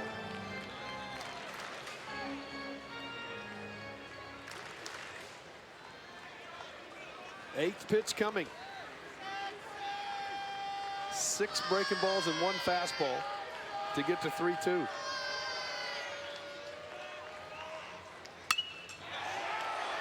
To right, playable for Sage. Put it away, and that ends the inning. The Longhorns lead 2 more on through 4. 2-1 ball game. Well, March is coming. And when you look at March in this Longhorn schedule, there's not one better in the country. Those are the teams that they're going to tee it up with. The #1 team in the land comes to Disch-Falk, and then Texas goes for a 4-game set out at Stanford. Then you have an opening conference series against the #4 team in the land and Texas Tech. And then, oh, by the way, right behind that, you have 2 games against Arkansas and then go to TCU. Buckle up. Hold on. That's quite a schedule right there. I mean, last year Texas took their lumps. They went to LSU, got beat 2 out of 3. Went to Arkansas, got beat 2 of those games, and after that they opened conference with a sweep. So you play a good schedule. It prepares you. Yeah, absolutely. I mean, you go out there and you win 20 in a row against Pansies. I mean, it's not going to serve anything, prove anything. Second time through the order, Purdue's been pretty good offensively. They were 4 for 8. First time through, they were 1 for 8. So Done a nice job. 9-1-2 to face Bryce Elder out here in the top of the 5th in a 2-1 game.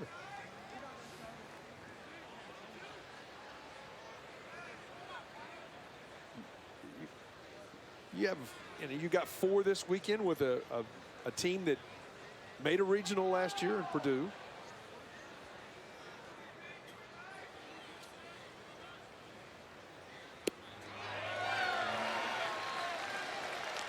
And you hear about it, and Coach Pierce spent some time with us talking about it. I think we have the toughest non-conference schedule in the country. We're going to be tested early, and I like being tested. It really tells you more about your ball club. You look at LSU, which is going into this 2019 season listed as the #1 team in the country. We go on the road at Stanford for 4. The University of Arkansas on a Tuesday, Wednesday at home. So it's a great schedule. It's a tough schedule. My goal is to learn from it, get better in that schedule, but to be able to come out of that prepared for conference. Back to the top of the order, Cole McKenzie. As he steps in, it will get you ready. Right? No doubt about it. And then, by the way, you have 2 of the best conference foes you're going to face in that month of March as well. You get better. You face adversity. You're not always going to come out on top. It's how you respond to that adversity. And Texas last year did a great job of responding to it, coming away from LSU and Arkansas. 2-1 pitch catches the outside corner. Elder remains in pretty good rhythm here. He's given up 5 hits and a run.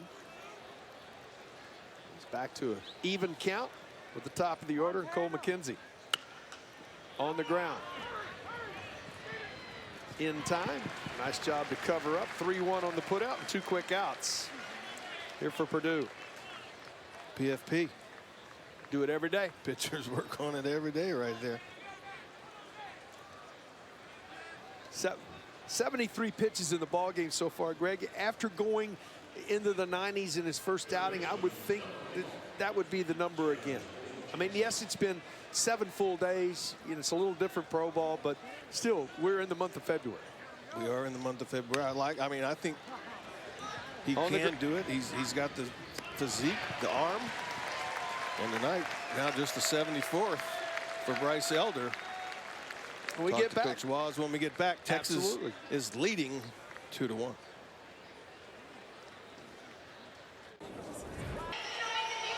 Great view from the LHN offices back to UFCU Disch-Falk Field on a really great crowd tonight.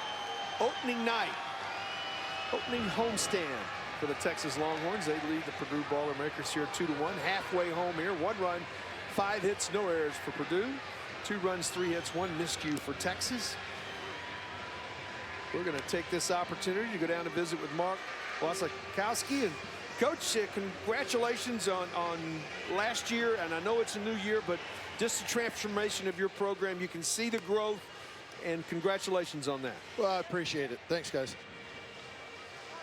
And Coach, hey, your starter, Dalton Parker, last week didn't really have the command problems. Tonight walked a few, but was effectively kept you in this ball game. It's still just 2-1 ball game. No, 90 pitches after 3 2/3 innings isn't really what you're drawing it up, right? Right. It was a nice job of Trent Johnson to come in and leave the guys there. Yeah, he was effective when I guess he needed to be, but it was unfortunate that, you know, he didn't have his best stuff tonight, you know. Well, thanks for taking the time. We'll visit with you more over the weekend, a couple of times tomorrow, and good luck the rest of the way. Appreciate it. Thanks, guys. Coach Waz is he's fun to be around today. He was very matter of fact with us over the phone, and then today you spend time with him. You can tell he loves the game. Oh, look, yeah. I mean, he's excited about the program. I mean, and right now it's your 4th game and your 4th day outside, pretty much. Yeah. Wow. Makes it difficult. Johnson's breaking ball in there for a strike to Zach Zubia. Zubia has walked. An outstanding play by Sage in right field. Took extra bases away from him his first time up. He'll find out a lot about his squad, too. They play 2 home games all the way till the end of March. Then they start playing more home games. Yeah, that's a test.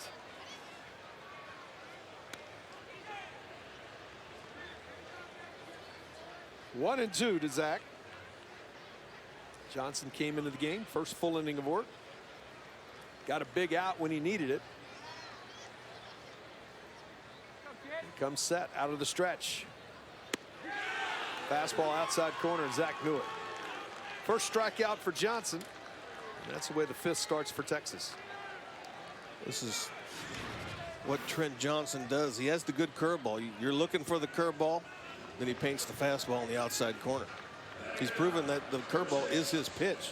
So if he can dot that one up right there, he can be effective. Yeah, you're not going to hit the local if you're looking for that express or vice versa. DJ singled his last time up. He's 1 for 1. He's reached both times. Missed with the fastball. I'm looking for the breaking ball right here over the plate.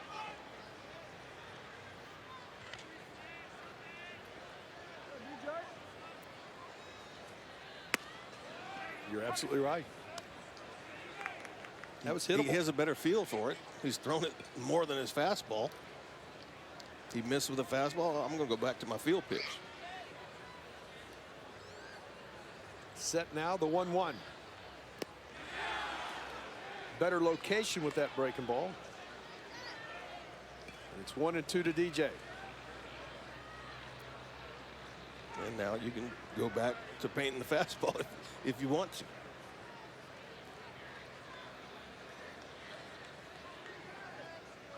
Senior from Magnolia digs back in. Got him again. Excellent location with that fastball. Back-to-back strikeouts. You can see already the problem, if there was, for Trent Johnson early, was not having command of that pitch right there. His breaking ball is what he'll get ahead of you with, and if you can't get that pitch over, you're going to be looking for the breaking ball, and some of the breaking balls have been hittable over the plate. Biggest blow of the night by Ryan Reynolds, his first time up. 2-run single to left. That's the only 2 runs the Longhorns have in the ball game. He struck out his last time up. Downstairs. He stays 3 straight righties. We'll see how he uses the curveball against the lefty. Well, the first 1-2-3 half inning we've had was the top of the 5th for Purdue. Johnson an out away from a 1-2-3 bottom of the 5th. Breaking ball misses up, and it's 2-0 to Reynolds.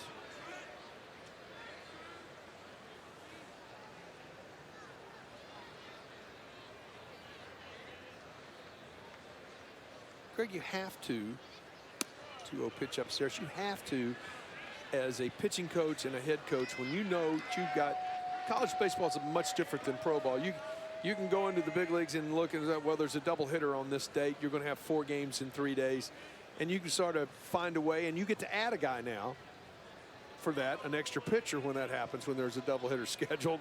So you get to bring somebody and plug them in there to stay in your rotation. But it's difficult to think about how many outs you've got to get out of your team when you're playing this many games in such a short period of time. It all starts, like Coop said, with that starting pitcher. I mean, if the starting pitcher can give you 6 in the first game of a 4-game series, I mean, that's phenomenal. If he can give you more, it's even better. But it all starts with the starting pitcher. Mason Hippler will step in. He's 0 for 2 in this one. Looking for his first knock of the season. Breaking ball in there for strike 1.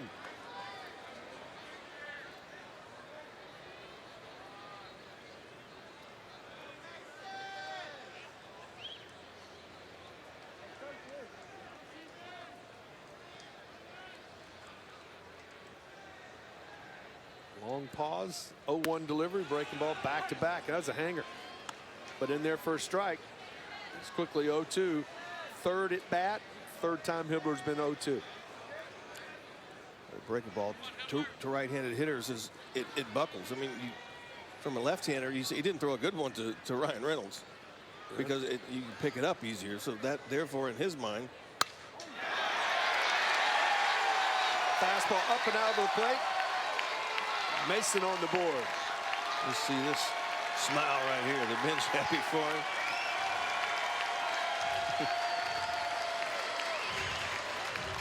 Everybody, fans happy for him.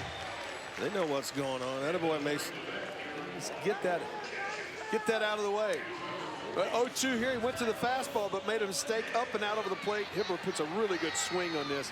When he's swinging the bat well, he's going the other way. Let this ball get deep. Got on top of it. Barreled it up. You can see that kind of a smirk. Let's get rid of that. I'm glad that's over. All right, now you can go on with your season. Michael McCann will step in. The Longhorns with another opportunity. They left 2 on in the first, 1 in the second, 2 in the third, 2 in the fourth. Look for that breaking ball. And they have not scored in the 5th inning this season. See what happens here. Chance right now, though. Base hit to left. Coming in to score is Reynolds. It's a 3-1 Texas lead. I believe that's exactly what Michael McCann was doing right there. Gets that first pitch breaking ball, stays on the inner half, pulls it right under the glove of Owen Jansen. Down at third. Texas with a big 2-out RBI run scoring right there. 2 outs, nobody on, find a way to score. In game 2 last weekend against the University of Louisiana, Longhorns had 2 outs, nobody on, and put a 5 spot on the board. You can second guess yourself. A 2-out walk to the lefty Reynolds. Yep. And then an 0-2 fastball when you've had him buckled on 2 curveballs like that one right there, and you leave the fastball up over the plate to Hibbler. Yep.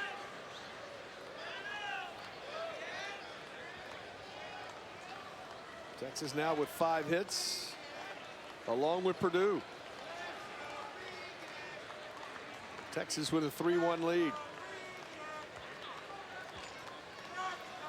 Regan has walked, stole a base, singled his last time up, so he's 1 for 1. And he rips this ball to right. Sage has a shot. They're going to hold the runner at third. He was playing in shallow, no chance for Hibbler, even with his speed to score right there, as Sage had really moved in. Sean Allen had to throw the stop sign up. As Sean recognized Sage got to that ball quickly. Mason Hibbler had head down. He rounded that bag before he saw Sean Allen. See, Sage really creeped up right there. Wise, good decision by Sean Allen to throw on line. That brings back to the top of the order and Duke Ellis. Ellis 0 for 2 in this one. He has walked, grounded out, struck out. He struggled with the curveball to Reynolds, and this is another lefty. Left that one up.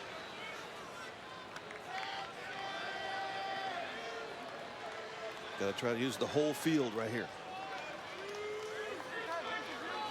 Ellis digs back in.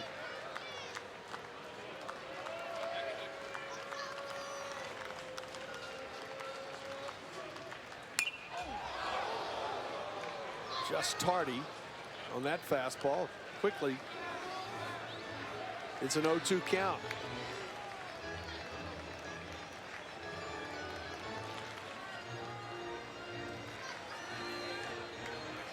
Longhorns have had opportunities to get some separation. A big one right here.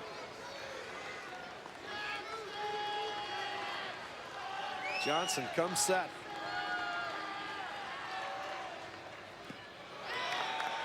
Break the ball. Nice job keeping it in front.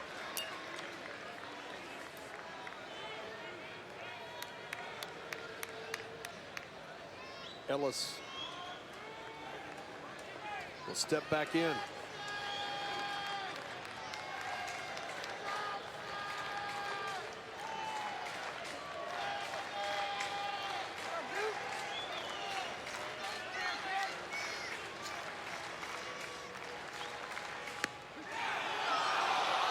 Right at the top of the zone. But Michael McCann with the base hit, and the Longhorns add to their lead. Breaking ball into left. Reynolds comes in to score. 3-1 Texas.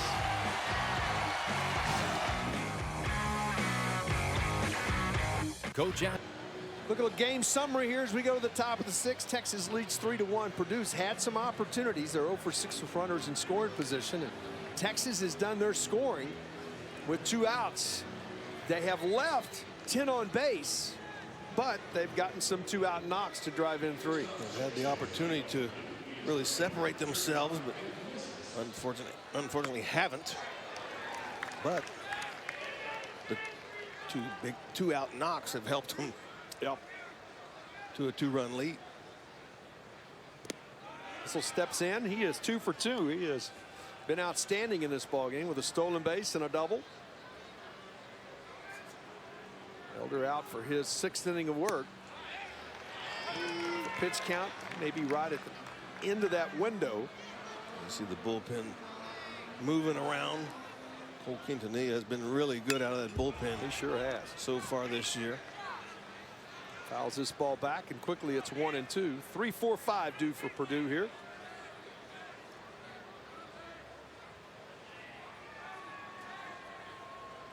Right-hander digs back in. Elder's pitch downstairs, and the count evens.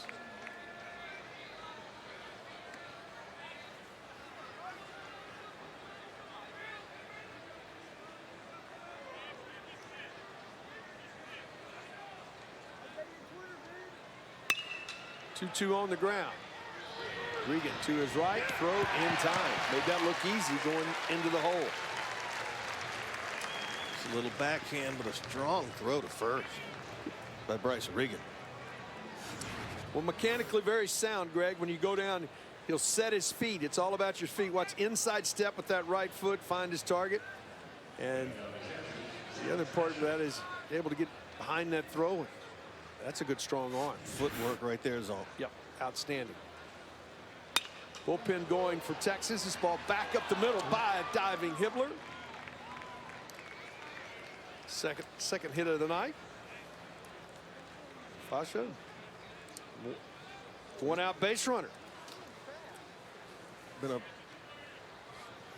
Actually been up 4 times. That was left at the plate with the throw out at third and swung at the first pitch every time. 2 for 3.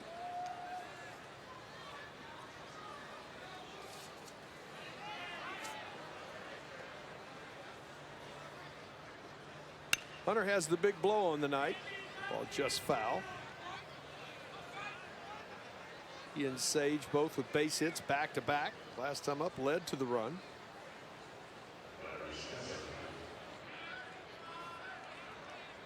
Hunter steps back in 0-1. 1 for 2 in this one.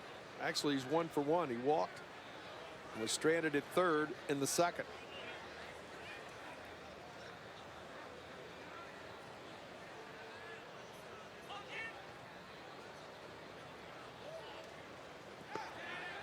Nice job by McCann. Smother that.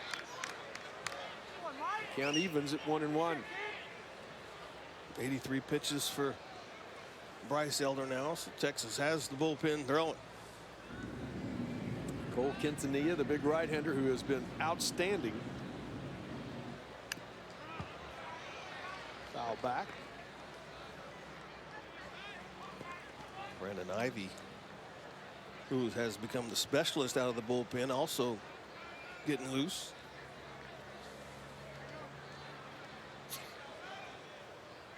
One and 2 to Hunter.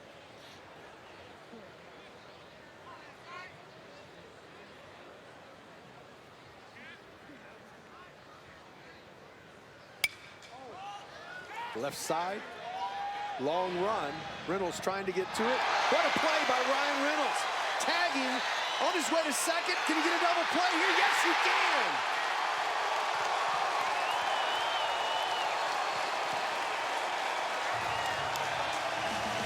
Outstanding. Reynolds going into the corner, has the presence of mind to not only make the play, but to get up and make the throw. The eyes. While we were gone, we thought there may be a challenge. This wasn't a challenge. Coach Wass came out, asked, he said, hey, you know, can y'all get together and take a look at this? So this is back in one of those scenarios again where it is not a coach's challenge. The umpires got together and said, well, let's go take a look at it. So we get the first opportunity to see the look at second base. First glance, he's safe. It looks like he's in there. Gets the hand in, and Mason tags him up on the bicep. The second glance. Hard to see from that angle. Hard to see much from there. Chance to look at it right here. Right hand is going in first. Does it get to the bag before the tag? Is there enough evidence? I believe this one right here will give us our best look. Slow it down. You get a good look. He's on the bag. I believe he's going to be safe. I believe this is going to get overturned. Is the glove on it?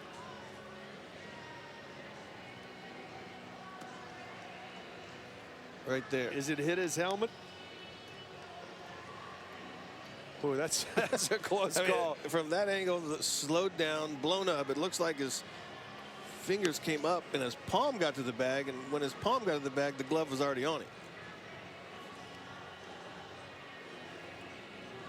The opportunity. Second time we've seen it involved. We're going to see a lot of this year. But since the most important thing is to get it right. Since there was a review, Purdue guys were on the field. Now they had to come off.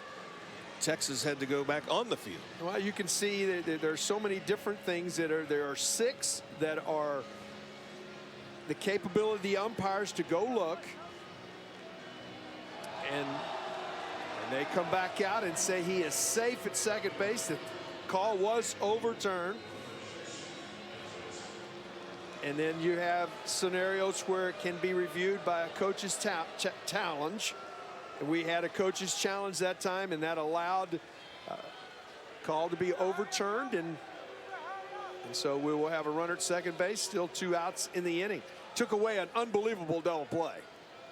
Great effort by Ryan Reynolds. Well, it took away an unbelievable double play, but it didn't take away an unbelievable catch by Ryan Reynolds down the left field line.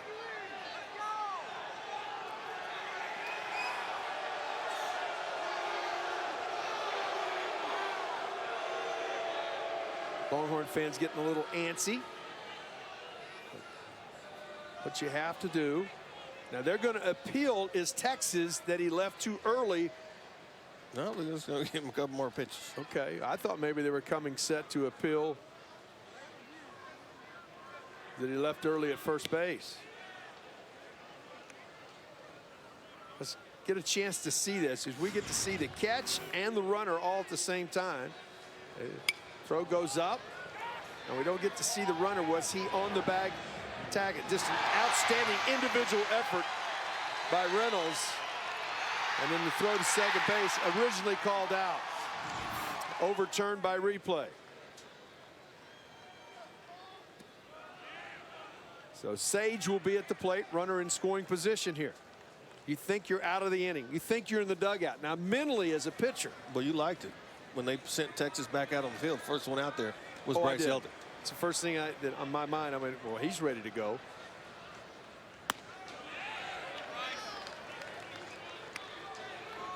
The guy 60 feet 6 inches away sets the tone. Now, the mindset comes in now. Tough pitch coming.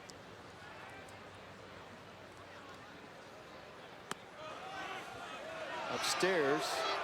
And 3-0 now. Be careful right here. Skylar Hunter, a really good, Johnny Sage up. Got some pop. We saw that already. Got some pop, but you also have Patrick W. Smith on deck, who you've had success with tonight. 3-1 right down Broadway. Sage the tying run here. Top half of the 6th.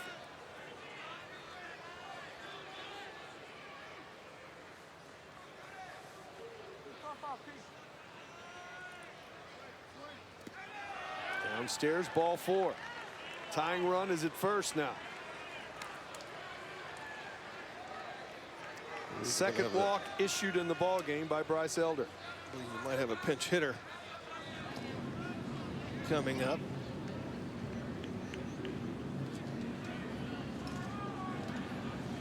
Ivy and Quintanilla in the Texas bullpen. You've got to. Ivy's been that matchup guy against the left-hander.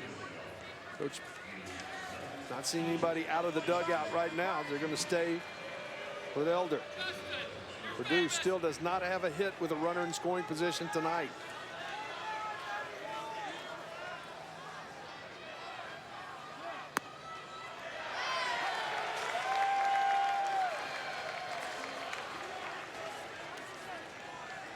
believe it's the first at bat of the season for Justin Fugit. Fugit steps in. Good breaking ball. And it's quickly 0-2. Fugit. 6'3", 390-pound sophomore from Ohio.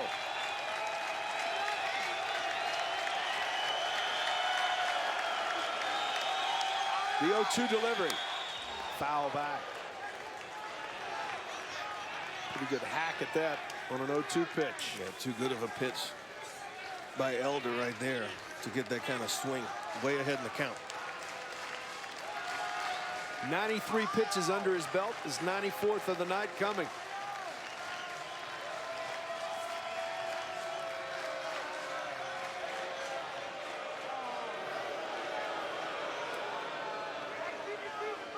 You could ask for time and steps out. Now steps back in.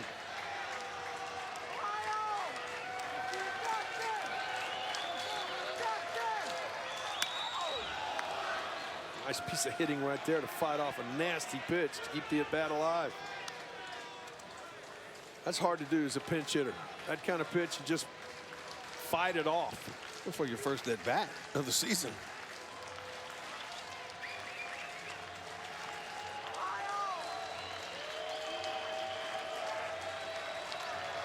The 0-2 again. Just misses outside, and it's 1-2. Good call. It was off the plate. There's about 5,000 people in Burnt Orange that were umpiring right there. One that counts in blue and black.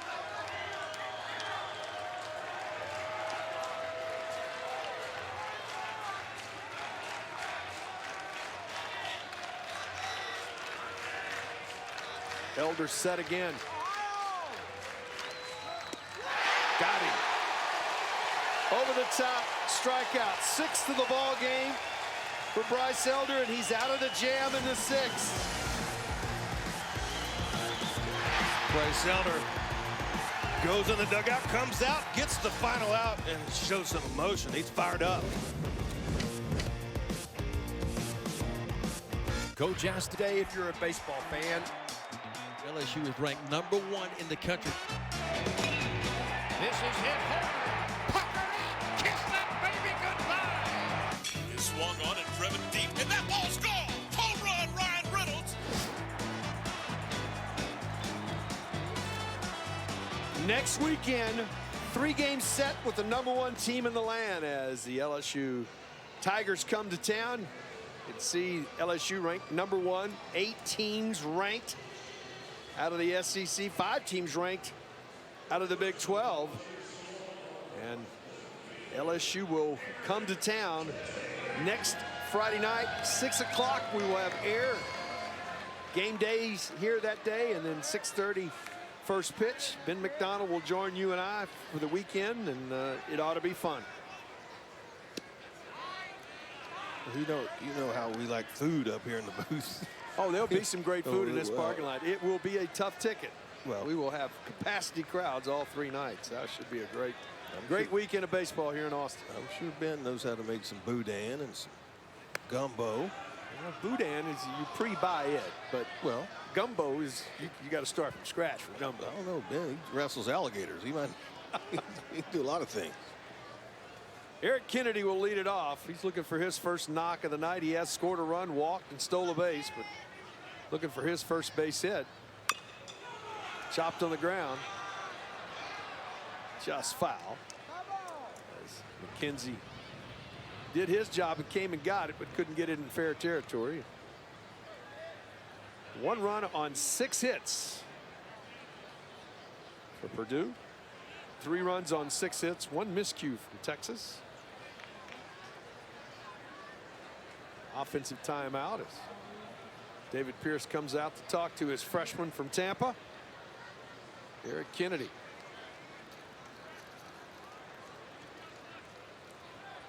Trying to speed the game up. You do get some offensive timeouts, but you have to write those down. Only a few of those you get in the game, just like limited number of visits to the mound now. You know, your 3 offensive opportunities, it's the same as it's been for a while. You have 6 times that you can go to the mound and have a defensive scenario. Second time you go to the mound in the inning, though, you got to remove the pitcher.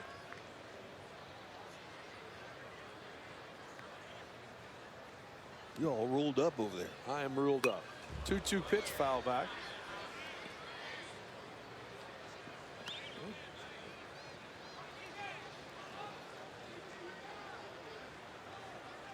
Each and every year, the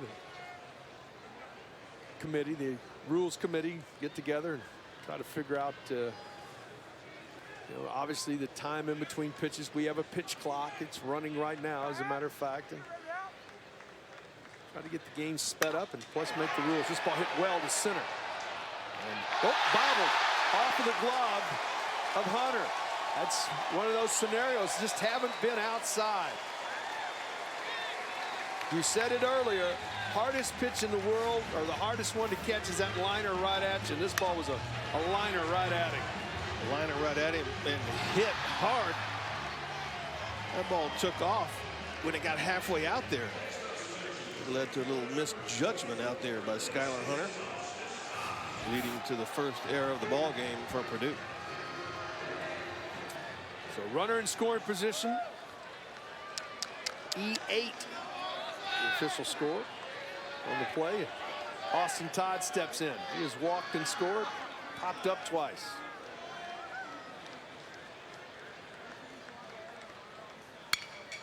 On the ground, nice piece of hitting. Move the runner up, productive out by Austin Todd. Offensive baseball sometimes, Greg, is not about getting base hits. It's about doing the right thing, and that's a really nice job by Todd to move the runner. That's the correct thing to do right there. Even though you're in the 3-hole, you got RBIs and your average is good. You got nobody out.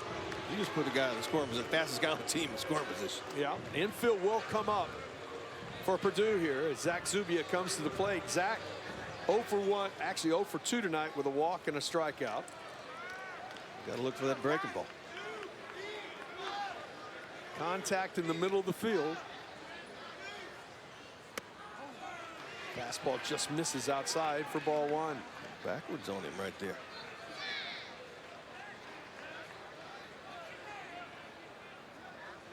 Zach's driven in 3. He's homered so far this season. He's just looking for a ball into the outfield right now. Good bender. Had him out in front. The count evens. One of the best breaking balls that Trent Johnson has thrown in this ball game since he's been in.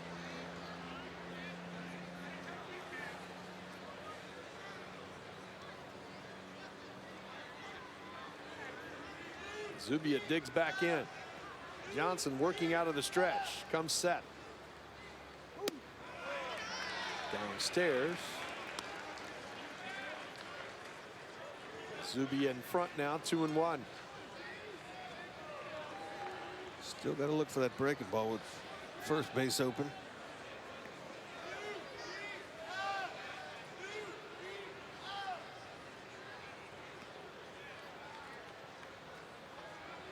Didn't like what he was wanted. Came set and then stepped off. He saw fastball. Yeah. I don't want fastball. Try to get him to chase this breaking ball. See the Longhorns 3 for 13 tonight with runners in scoring position. Breaking ball catches the outside corner. Top part of the zone, and the count evens at 2-2.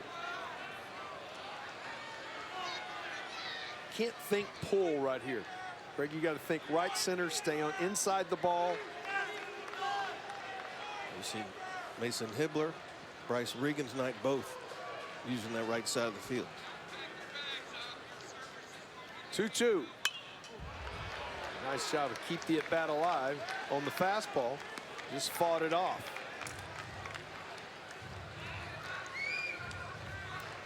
Always thought about expanding my stride a little bit, not having much of a stride right here, and thinking about using my hands. See the ball, use my hands. Especially if you're strong as Zach is, he can use his hand and hit it 400 feet. Just like that. Got the job done. Tagging, coming in to score is Kennedy, and a nice at bat by Zach Zubia, and it's a 4-1 Texas lead. Take advantage of the error by Hunter in center field. Get him over, get him in. It's good offensive baseball right there. That brings DJ to the plate. He's 1 for 2 in this one. Texas got 2 in the first. Now back-to-back innings where they found a way to push one across. Built a 4-1 lead here now.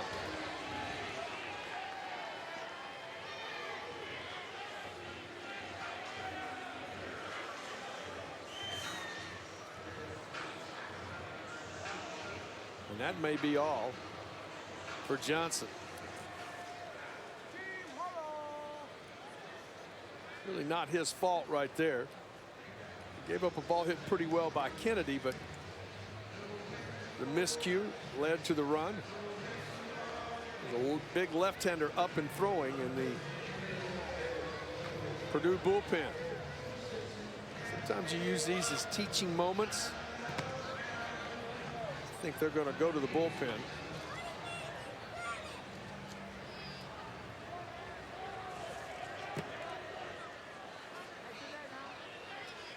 Eden Winya is that lefty throwing in the pin. He'll be coming in this ball game. Texas now leading 4-1.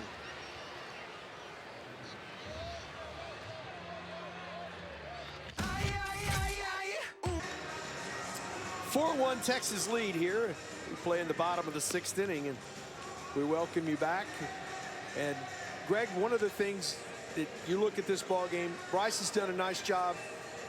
He wasn't as sharp tonight.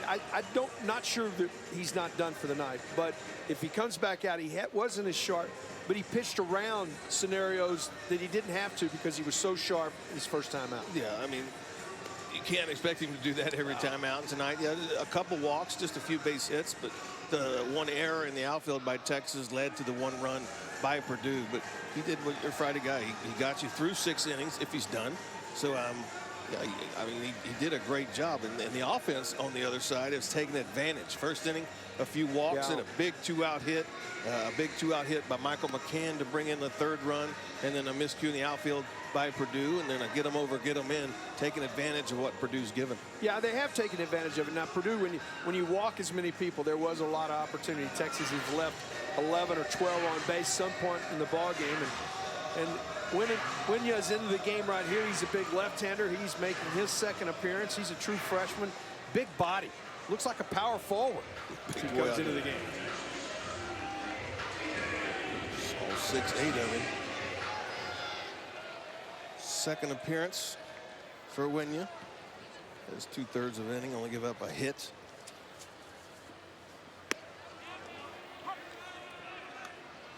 It's about strikes right now too. That's another thing that you look at.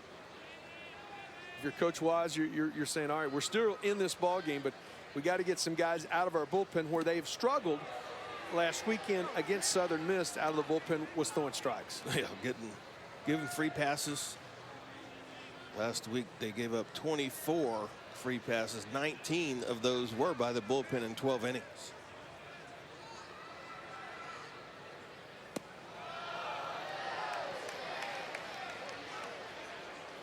Just down and in.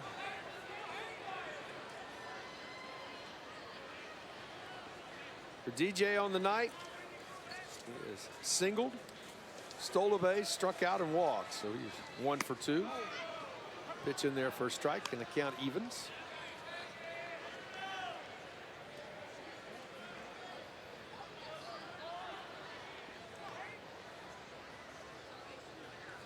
The big lefty looks in. The 2-2 on the ground sharply. Going to be a tough play. Long throw across the diamond, not in time. Infield knock for DJ. 2nd hit of the night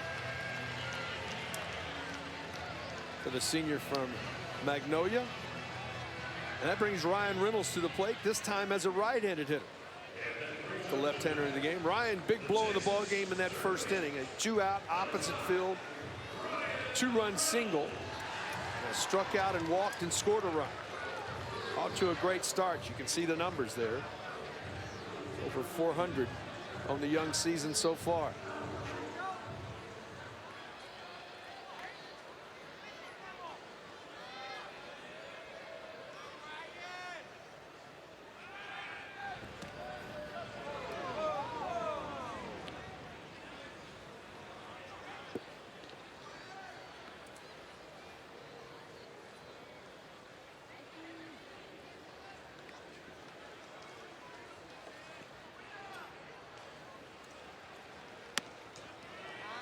Upstairs. Texas is now out hit Purdue 7-6.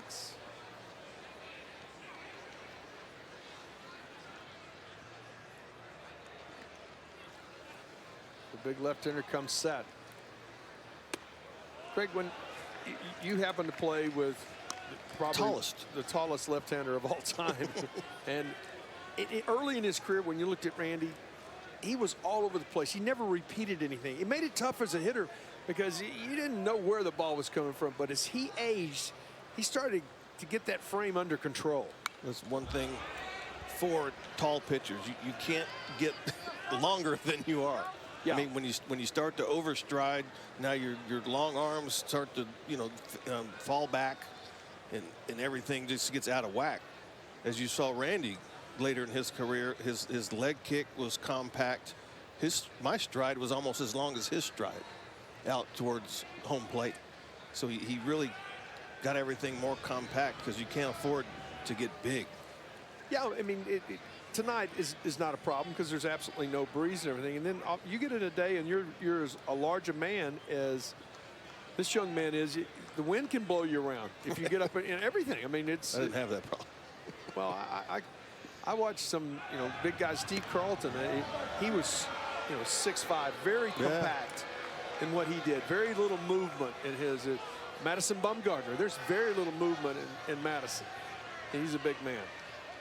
You can't afford to get more length than you already have. 2-1. Shot foul. Ooh, that was dangerous. Into the Purdue. Rattle around in there for a little bit, didn't it? It's like a pinball machine when that thing gets rolling around in the dugout. These benches are real close.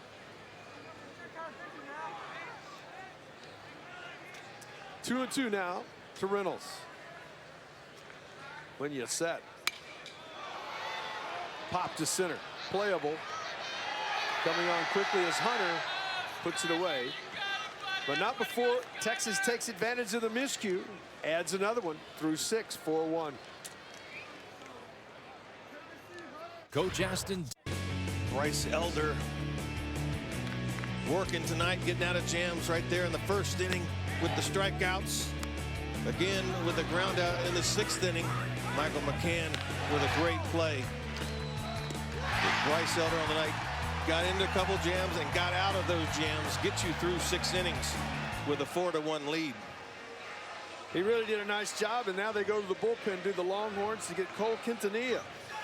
Cole's been outstanding. 3rd appearance in the year. He's got a 1-0 record. Does not have an ERA to this point. 4 1/3 innings. He's allowed just 2 base hits. He hadn't walked a batter. He struck out 4. So he has been outstanding. The redshirt freshman because of injury from Cedar Park right here in the Austin area. And he's been really good. Very compact. Gotten ahead in the count and had just a dynamite breaking ball in the sinker. Well, that's what you saw of him in high school. The injury affects him. Now you come back and you're completely healthy, and yes, he's been good. He's been good through the fall. He's been good through the early spring, and he's carried it into the season now. Fastball, the cutter, the breaking ball, it's all working for Cole because when you're healthy, things just feel a lot better. Mount Prospect, Illinois freshman Ryan Howell comes in to pinch hit. So he steps in here. Downstairs. Coach Wise told us, we've got some young freshmen. They're good athletes. You know, they've just got to get some experience. They've got good frames, and another one right here, 6'2", 190-pound freshman. Can't check his swing on that breaking ball. Quintanilla comes in, and first guy he faces, he gets his 5th career strikeout. Well, it's sharp, it breaks late, and it's firm. He's got a good fastball, but what's the break? What's the late break on this pitch? Right there, right at the end. It looks fastball, and all of a sudden the slider just breaks out of the zone. Powers will step in. He's 0 for 2 tonight. A couple of strikeouts. Fouls this ball back out of play. The other part for Cole, to me, is he pitches out of the stretch all the time. And he's compact for a big guy. And it jumps out of his hands, sort of a short armor, I would call it. And his velocity's, at times, mid-90s. Well, the last couple fastballs have been 92 miles an hour from Cole. And that's what the shorter stride can do. It keeps you from getting long. It keeps you have to short arm the ball, to say. Because if you shorten your stride and you have a long arm, I mean, it defeats the purpose. Plus, you can create angle.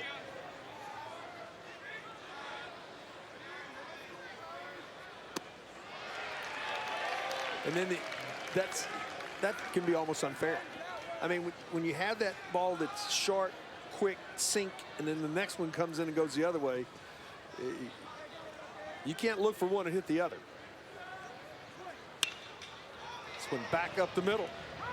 Regan gets to it. Throw to first in time. Nice play. That's a nice play by the true freshman right there up the middle. Not hit firmly just off the end of the bat, but a good break, good first step, and again, the footwork right there is on by Bryce Regan at short. Yeah, he's in great position. The transition from the ball to his throwing motion was in excellent shape. Didn't raise up, stayed through it, and able to make the play. Back to the top of the order. Cole McKenzie steps in. First pitch in there for a strike. Gotcha.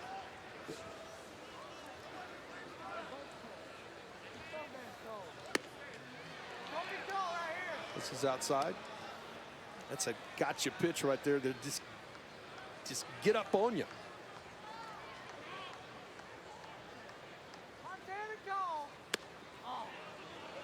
This is outside. Wanting to call it back there.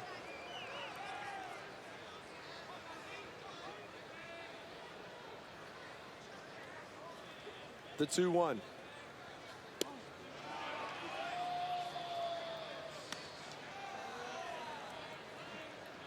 first time he's had any real adversity here, so he's going to have to make a 3-1 pitch. He's been ahead.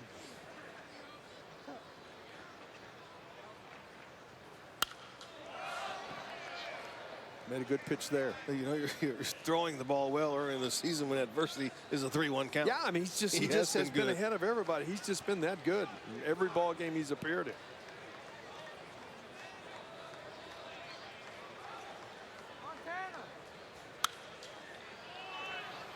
Popped up. This should do it.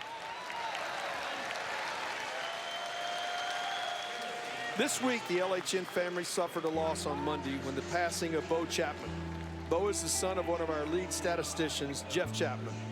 Bo was a statistician as well as worked with us on Little League coverage. He had a passion for sports and an infectious smile. We would like to send our thoughts and prayer to Jeff, his wife Marcia, his daughter Betsy during this difficult time. Bo was only 35.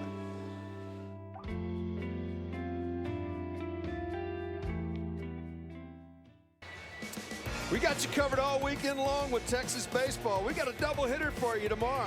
Greg and I'll be here at 1 o'clock. That ball game starts. And then don't forget, special starting time Sunday. Purdue has to travel. That game starts at 12:30. You can catch them all here live on LHN or the Watch ESPN app. We'll have them all for you right here as we go home half of the 7th, 4-1 Texas lead. And Mason Hibbler will lead it off. It'll be the bottom third of the order, Greg, for Texas. And it was good to see Mason get on the board, get something going offensively, getting his first knock of the year. Been behind 0-2 all 3 at bats. And now all of a sudden you look up, you're 2-0. Things turn. Exactly. Baseball is a can't ever understand the game. I've been around it for my entire life, and I still don't understand everything. That pitch is up and away, and it's 3-0. Winya, the big left-hander out of the bullpen, third pitcher of the night for Purdue. And the 3-0 delivery right down Broadway to the senior from Cyprus.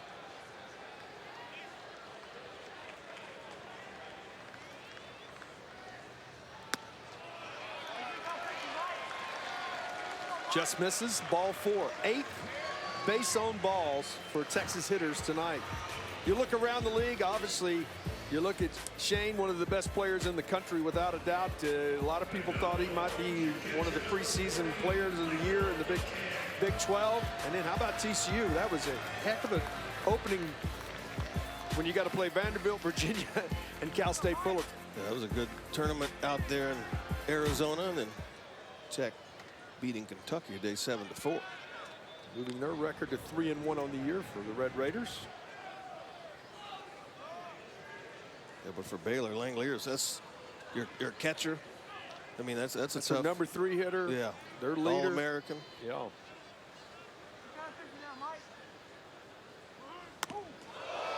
Boy, that ball almost hit Michael McCann. He was trying to bunt. Looked like a cat jumping out of the way of that one. Quickness in there.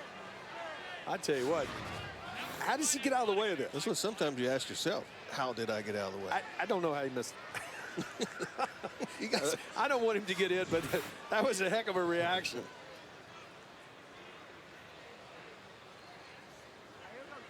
So 1-0 to Michael. He squares again, bunts his ball up the third baseline. An excellent bunt. Nobody covering third right now. Did he stay on the bag? Yes, he did, just long enough.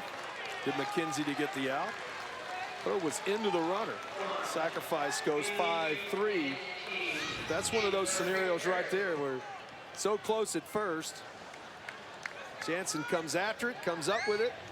Yeah, his foot was barely, but it was on the bag when he caught the ball. Perfect bunt by Michael McCann.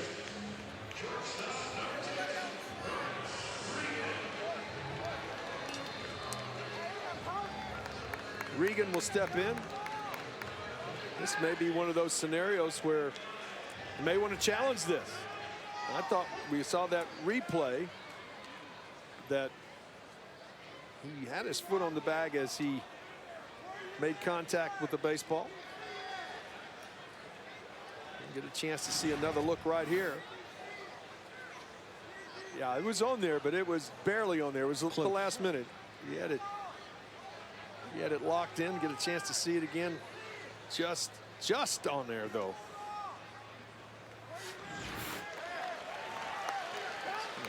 Coach Pierce is going to ask for the opportunity here to have this reviewed.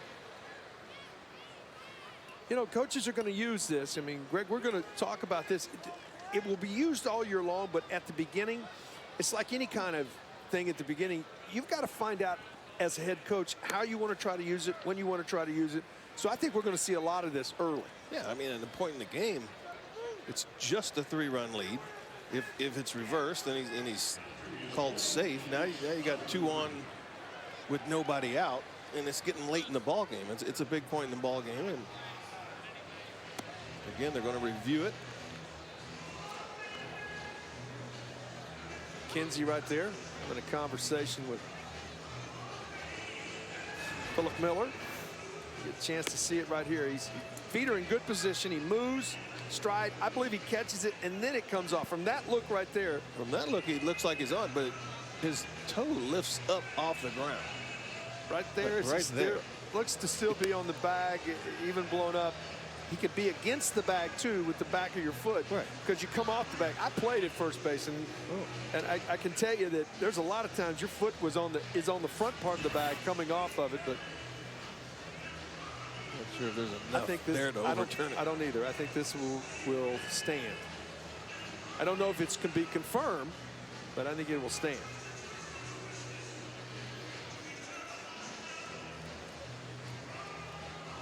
But again, the rules committee are trying to, speed the game up, yes, and do some things, but they also want to get the calls right.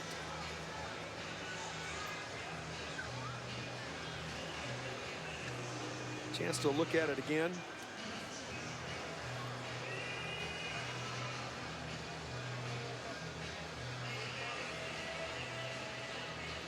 You know, when you look at review, Greg, the first thing that when I first heard about it and said we were going to do this, I said, okay, good. Let's make sure we get the calls right. That's the first thing. And then the second part, again, I really believe early you're going to see these coaches use it to find out, just to see how the system works. Well, the system works and which buttons, I mean, where can I go with this, if it's going to work, if it's not going to work. But yeah, it's like you say, the last thing is you want to get the call right, and it's new for the umpires, it's new for all the coaches, the players, so it is going to maybe slow the game down for a brief moment, but right now they're going to call him out. So I mean, at least they got the call correct once they went and looked at the replay right there. And there's three things that are going to come out. It can be reversed, confirmed, or stands. There's three choices. I think stands means that we don't see enough to overturn. Right. So he's pointing to the bag, called him out. Bryce Regan will step in. He's done a nice job at short tonight, no doubt about it. And he's got a good offensive night going. He has singled twice and walked, so he has not been retired.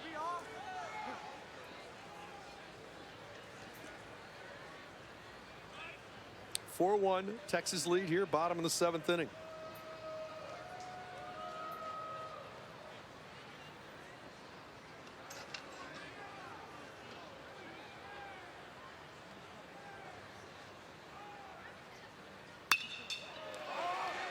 Right side. Out of play.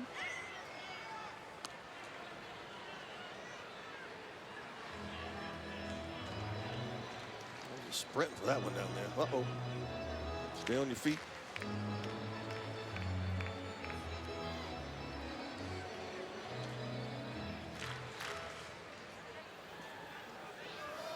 Quickly 0-2.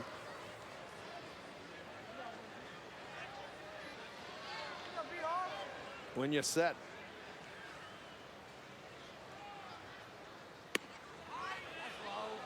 Downstairs.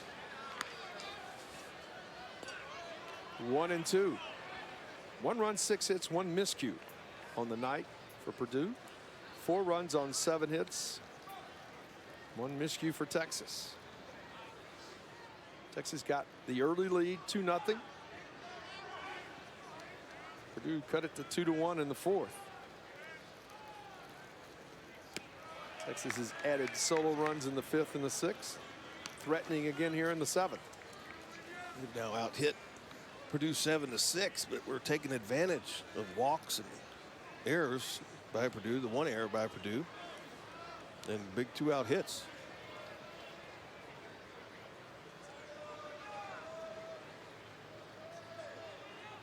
Only 3 for 13 with runners in scoring position.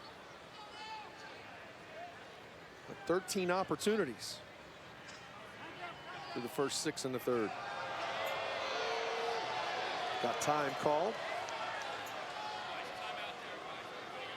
Yeah, we're taking a little too much time. Did you throw that ball? I would teach my pitchers in that scenario. You come set, instead of trying to stop everything, would you not just launch it at the screen? Something. Yeah, don't try to stop your arm speed. Right. This ball back to the screen, speaking of. And the wild pitch, moving up is Hibbler to 3rd. Purdue will have to bring the infield up here.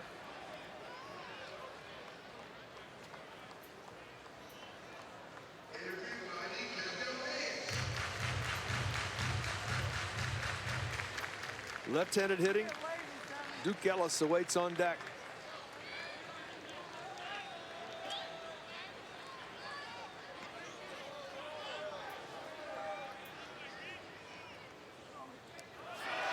Gets away, back to the screen. Hibbler comes in to score on ball 4. Texas with a 5-1 lead.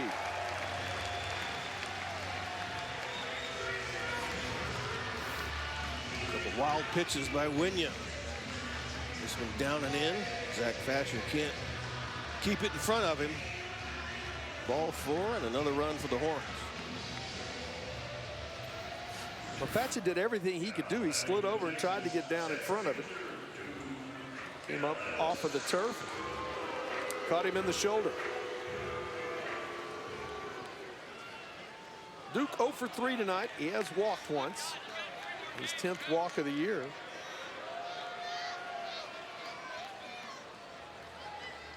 And again, bullpen control.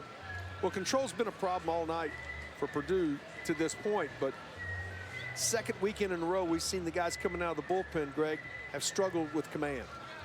And that's what you look for early. I mean, as a head coach, as a pitching coach, who can come out of that bullpen and throw strikes? And right now for Purdue, to the first 3 3/4 games, it doesn't look too good. Yeah, that's what it's been a struggle. Their stuff seems to be pretty good. They haven't given up a ton of hits, but well, you're not going to give up a ton of hits when you walk a lot of people. Kyle Wade warming in the Purdue bullpen. Ellis steps in.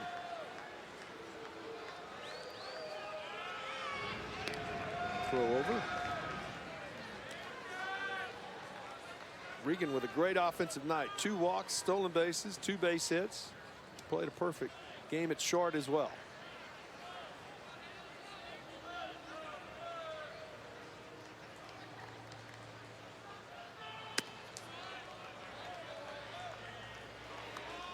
We talked about being at 6'8", you know, repeating that delivery, finding that release point on a regular basis. And you can see sometimes it's up, sometimes it's down a little bit more 3/4. He just not been able to get to that same release point. It's all because, I mean, again, the stride, you get off balance.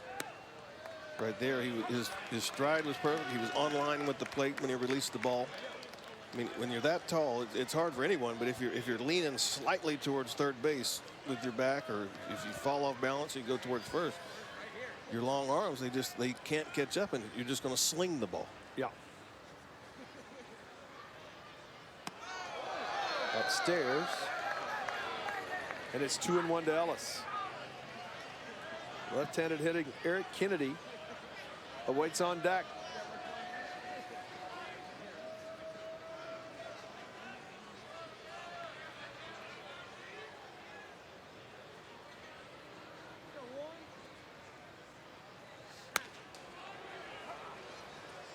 Well, it's tough to hit when a guy's all over the place and then all of a sudden paints you.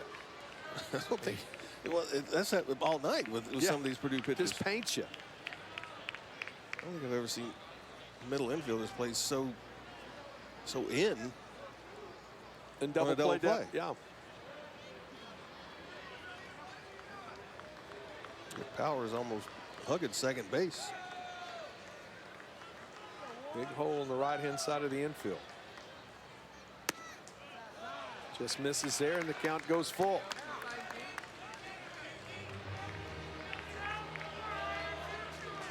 Winya wants to stay in the game. I got a feeling he's got to throw a strike here. Yes.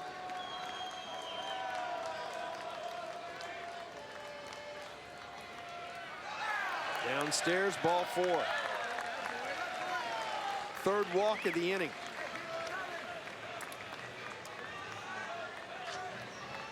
And that brings Kennedy to the plate. Walked, stole a base, and scored in the first. 0 for 3 the rest of the night, but has scored a run. Reached on an error his last time. Kyle Wade, yeah. The right-hander warming up down there. I thought maybe they would give Winya one more lefty opportunity to get out. Elliot Kribbe says we're going to go get Wade in the bullpen. Still looking for someone to come out and throw strikes right now. You just need strikes if you're a Purdue Boilermaker, and Kyle Wade will be coming in for the Boilermakers here in the 7th inning with 2 on and 1 out. This Texas graduate led a team of scientists to a favorite player probably has to be Bregman.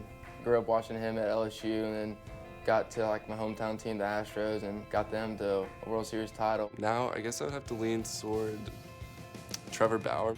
I like how he's just he's unique for sure. Joey Votto.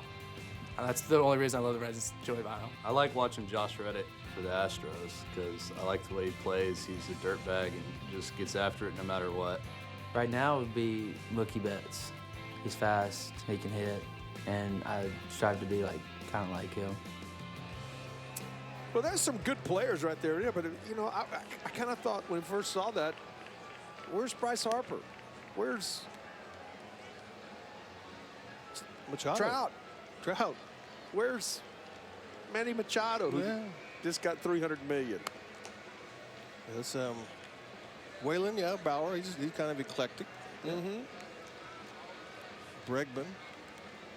Ryan family being from Louisiana, I can see that, and in the hometown. But Ryan, your dad played pretty good baseball. I mean, maybe active. Is that what we're looking at? I guess, you know, but he probably doesn't remember that. And then of course they went to Rogers' house this week, and he's been around an awful lot with his two boys playing here over the last 5 years.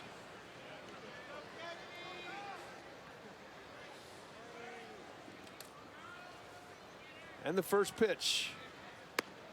Kennedy in there for a strike.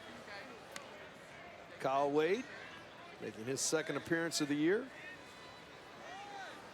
6'2", 225-pound freshman.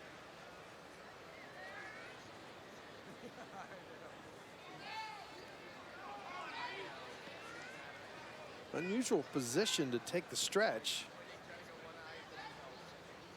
Now comes set. Kennedy goes at a pitch outside the zone. Wade missed his spot but got away with it. He's open, Greg, right on that first base side of the rubber with it, just looks in and then closes it, comes close when he comes to his set position. Well, to each their own. I mean, a lot of people don't like to bend over. You're going to exert a little more energy. We'll just stand there. You're going to be in this spot anyway. Top of the order without a base hit tonight, but they've reached. Kind of just nonchalant out there, huh? Yeah. He looks relaxed.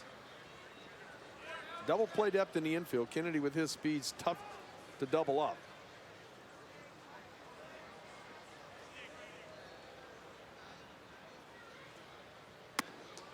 This is outside. Count evens at 2-2.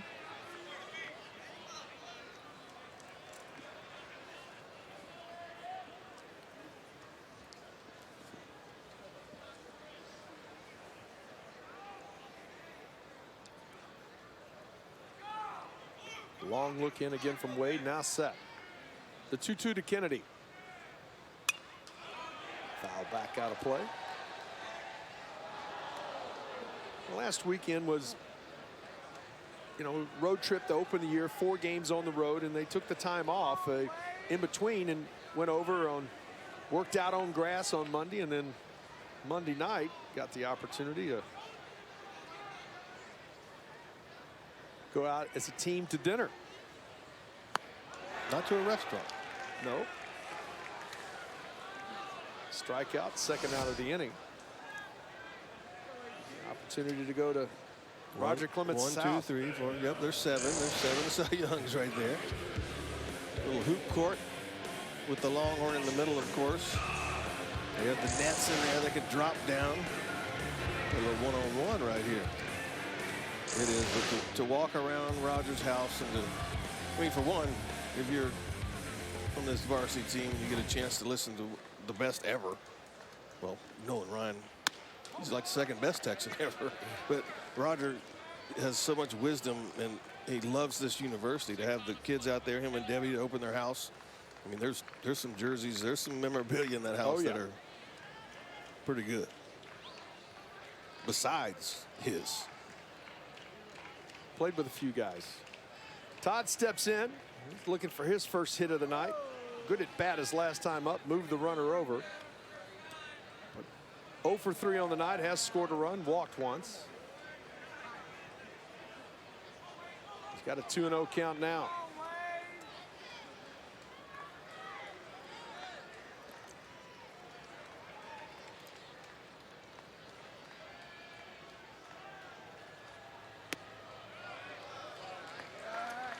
Downstairs, and it's 3-0. Again, strikes hard to come by.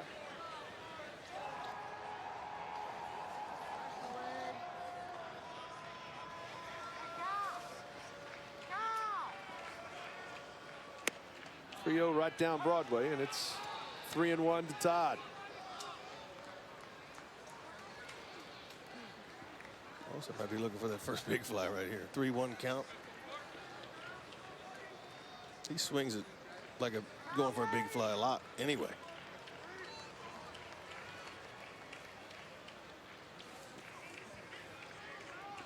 Yeah, you're looking right here. I don't know about home run. I was always thinking about driving it. I'm gonna drive the ball somewhere. 3-1 delivery. Took that type of hack. That had a little lift on it right there. Yeah, I mean, that shoulder dip. Back shoulder dip. Let's drive it somewhere. Full count now to Todd. Runners will be off. Advantage Texas.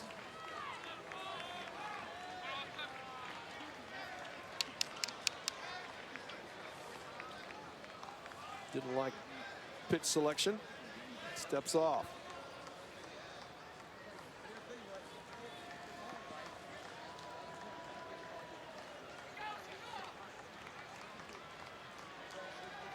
Wade set.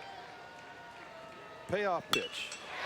Ripped into right center field. This is going to go for extra bases.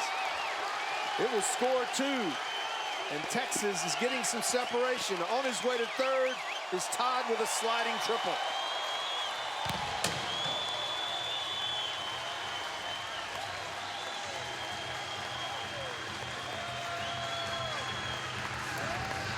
Well, he got the ball up, out over the plate, 3-2, and put a charge in it.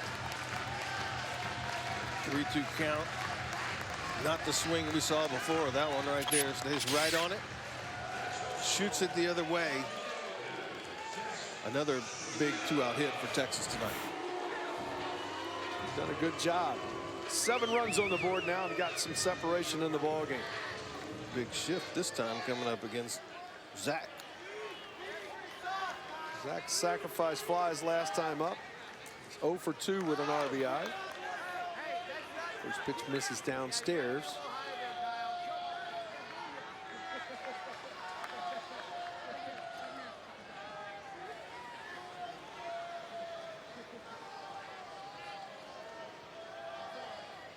Zach digs back in. Wade set. Ooh. Foul that ball straight back. Had a pitch to hit right there. Always felt like that you're going to get nearly every at bat, you're going to get a pitch to hit. But it's usually just one.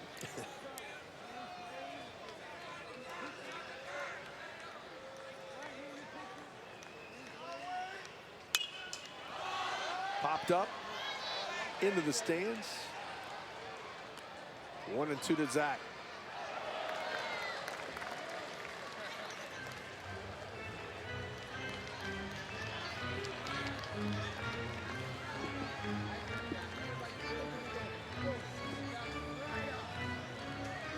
RBI is 6 and 7 for Austin Todd. That leads the club.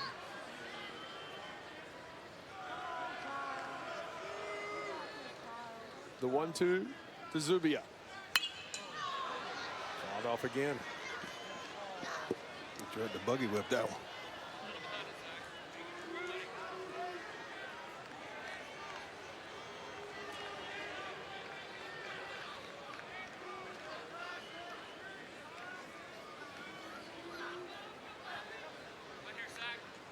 Zubia steps back in.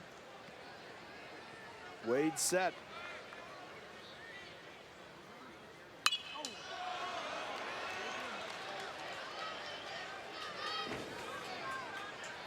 The pitch to hit right there again. Just underneath it.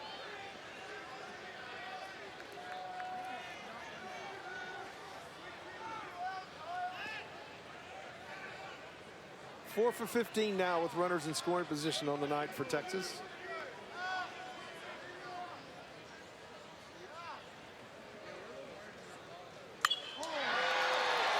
for the fist into center, coming on quickly over his Hunter to make the play, and that ends the inning. But Austin Todd separates this ball game. Opposite field, 2-run triple. And Texas builds a 7-1 lead.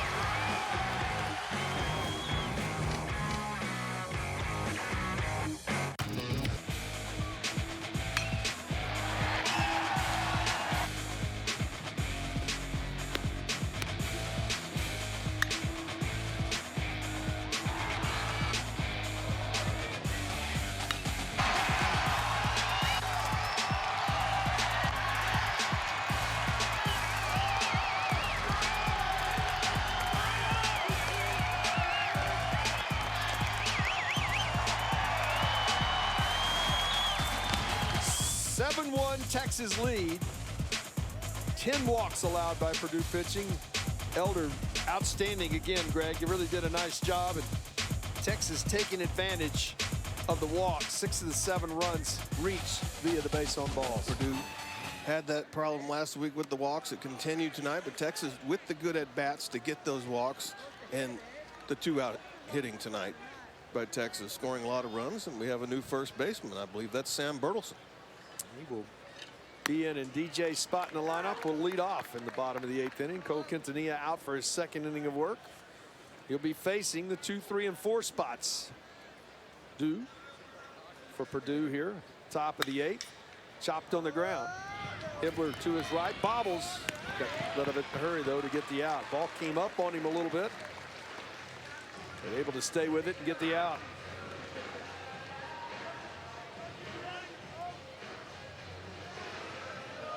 Rhythm, tempo, strikes really keeps a ball game going. Texas pitching has done a good job of that tonight. Nissel steps in. He's been the man of the match. Doubled, singled, and grounded out in the hole his last time up with a nice play by Regan. First pitch from Quintanilla in there for a strike.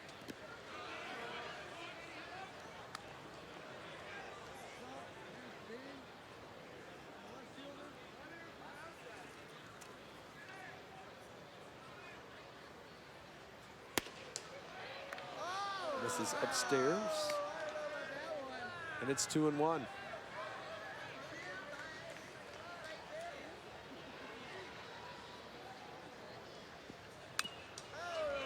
Good sink to that fastball right there. When he gets it down and gets on top of it, ate him up. I mean, he's on it, and then that ball gets in on him, and he ended up with one hand on the bat. Wow, it's just... Here comes the 2-2. Hit crisply up the middle. Hibbler has it. Go to first in time. Another good at bat, though. But 2 quick outs for Quintanilla here in the top of the 8th.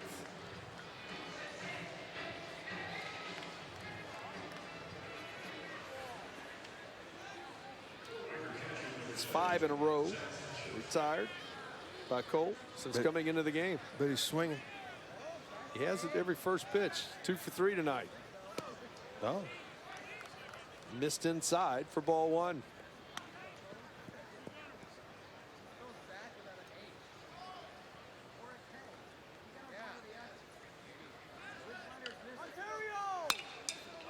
Fouled off left side out of play. Basha.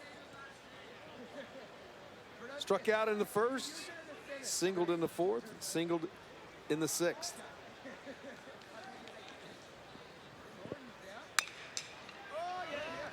Back to the mound. Step throw. 1, 2, 3. 6 in a row retired by Quintanilla since coming into the game. 7-1 Texas.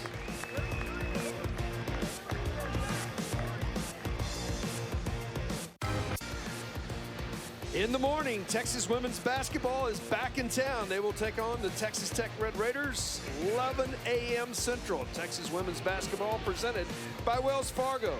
Catch it here on LHN or the Watch It ESPN app. Texas needs a victory. Right now, projected 7 seed, trying to improve on that. 20 victories on the season for Karen Aston's ball club at this point. Sam steps in. First pitch misses downstairs. It is Bryce Bonner, young man from Allen, Texas, and Jesuit College Prep into the game. Behind the plate. Pitch misses upstairs. Bertelsen, sophomore from Midland.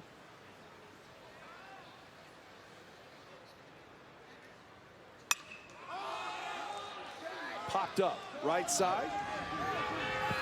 Powers underneath it, puts it away for the first out of the inning.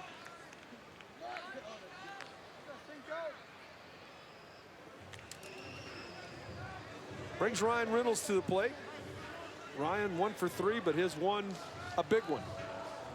He gave the Longhorns the lead in the bottom of the first with a 2-run opposite field single.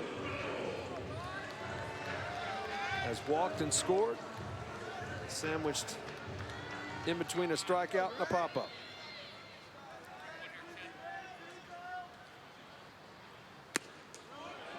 His 2 RBI single in the first. Only runs Texas had till the 5th. Yeah. Close game, and then Texas started taking advantage. They've thrown up 4 in the last 3 innings. 5 in the last 3 innings. The 0-1. Outside corner. Quickly. It's 0-2 to Ryan.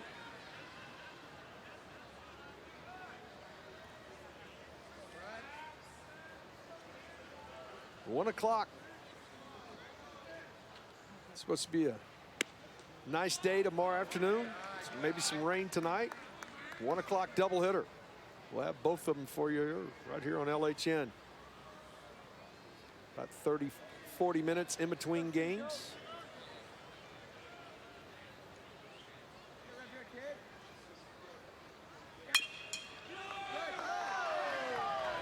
Powers up with it.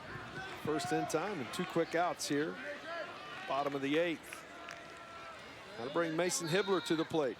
Hibbler got his first base hit of the year back in that 5th inning. He has walked and scored 1 for 3 tonight. For the senior from Cyprus.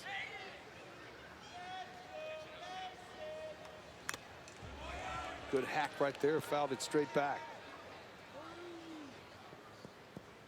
Longhorns with the new helmet. I don't know what they call that, a fin. Hangs down over the front. A lot of guys wearing it now. Nothing that you don't have to wear it. Some of the guys want it.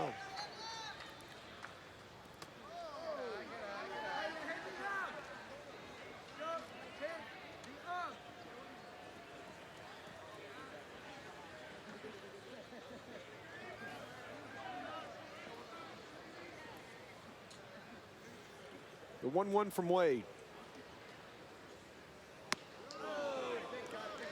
Big swing and a miss. 1-2 to Mason.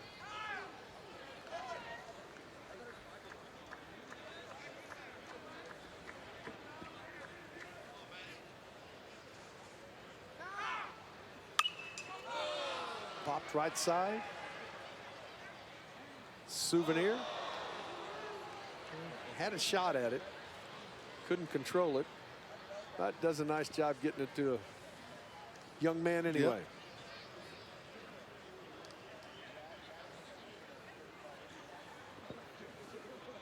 Yep. Hibbler steps back in.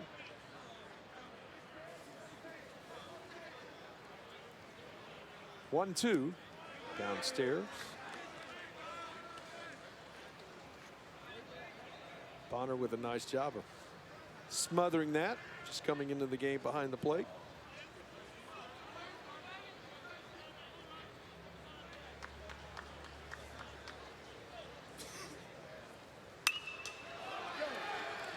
Pop to center, coming on quickly is Hunter.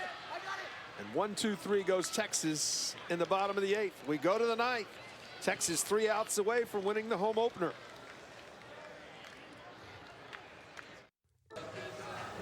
Lowell, you're in your office, looking back at the dish. 7-1 Texas lead. Texas separated the ball game in the 5th, 6th, and the 7th, where they scored single runs 5th and 6th with 3 spot in the bottom of the 7th, and they go to the bullpen again. Third pitcher of the night for the Longhorns will be senior right-hander Bo Ridgway. Going in this game, pitch Tuesday in Houston against Rice. Still trying to get him right, getting back to how he was pitching a couple of years ago. How do you got to get him back out there? So 7-1 lead here in the 9th inning. Get Bo back in there.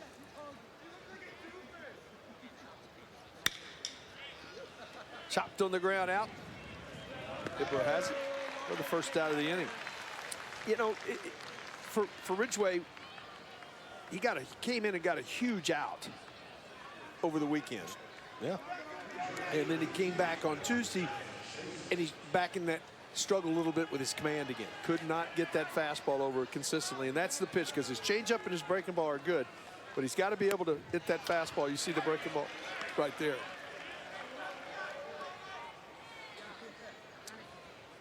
As Sage steps in. Double in this ball game. He's a senior. He's a guy that can be solid out of that bullpen for you. I mean, a lot of times this year, some of these young guys might struggle. And Bo with the experience, and a couple years ago, like I said, I mean, he was solid for closer of the year. If you can get him back to that form. Chopped on the ground. Going to be a tough play for Reynolds. Going hard to his right, across his body. Nice play. He's off of the bag as Burleson was. They said he was off of the bag. What a play by Reynolds. The throw was right on time. I didn't see he had to come off the bag, but coming to get this quickly, you have to get it, go across your body. And one of those scenarios where you may have stride too early if you're Burleson. Throw was on line. He just goes out. Comes off the bag too quickly. Stride too early. Sometimes as a first baseman and you come off the bag. This could be challenged right here. What a play by Reynolds. Everything he did was perfect. Conversation here. Going to have another replay review. They're going to go take a look. Again, it's a tough angle. Don't know if the toe stayed on the bag right there. By Sam's reaction. Yeah, by his reaction, you think he's good, but the throw was not offline. Right. So it was one of those things where if he came off, he just came off by trying to overstride to cut the distance down. A chance to see it right there. Looks as if. Oh, that's so close you can't tell from that look. Here's a better look here from this side. He's on the bag, strides out to it. Does he come off before he has it? Now the first base coach seems like he thinks that his foot definitely came off the bag. Well, that's his job. Yeah, it is, but I mean. And again, not that much experience over there at first base for Sam. Footwork, we talk about footwork at short, footwork around the bag for a first baseman. That might be the best view right there. When ball's in glove, looks like foot is on bag. Then it slips off slightly. It's off right there for sure, but his ball's already in the glove. We thought we would see. Talk about striding, not a reason to get that far out there on that play. The runner's still a full stride from the bag, but that's all with experience of playing the first base. Yeah, I mean, there's going to be times when you need to try to get a little extra and get out there, but and get off the bag. I mean, just try to go through it and think you got an out, but he had some more time there. Again, I think you're going to see, especially early, use this just to get a feel for every one of the calls. This is taking a little longer. Both coaches have used it tonight. Chance to see it right there. Boy, it's still really difficult to see. You see an awful lot of that orange bottom to that white shoe. So You look at the scenario after looking at it a bunch of different times here. Here comes the call. He's called. He's going to stand. Nothing to overturn it. He's going to be safe.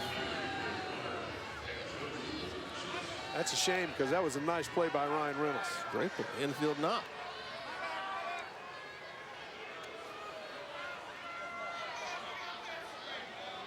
Unless he did rule, he came off the bag, then it would be an error.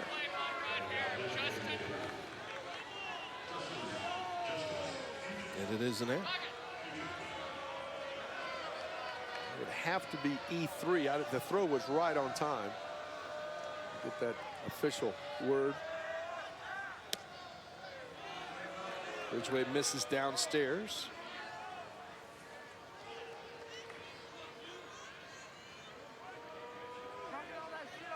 Longhorns a double play depth in the infield.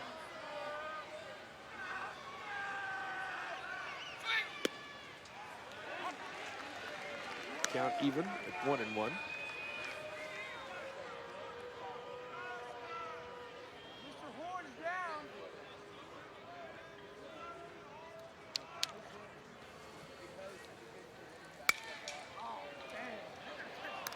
Long run for Kennedy on his horse. Can he get there? No, he cannot. He got to it. The ball is definitely fair. He made an effort to get to it. The ball was in his glove, and as he rolled up on it, it sort of rolled out of his glove and made a great effort, Greg, to get there, but just couldn't hold on to it. Yeah, even with his speed, had to go a long way. Ball slightly slicing away from him. His knee hits the ground first. That jars the ball out of the glove. Watch his knee right there.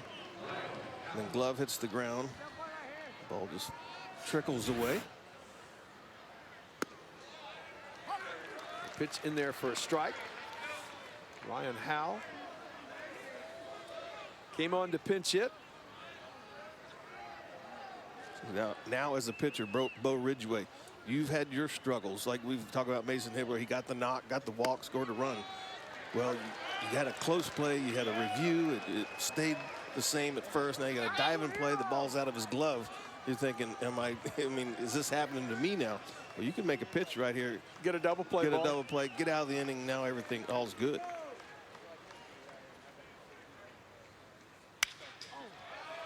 And that's down the right field line. This is going to at least drive in one. It does. Todd gets to it quickly. And Boilermakers do a good job of just continuing the inning. Did a nice job going with this pitch away and gets it by Burleson down the right field line. Stays with it. Right under Sam's glove. Still one pitch away from getting out of the inning.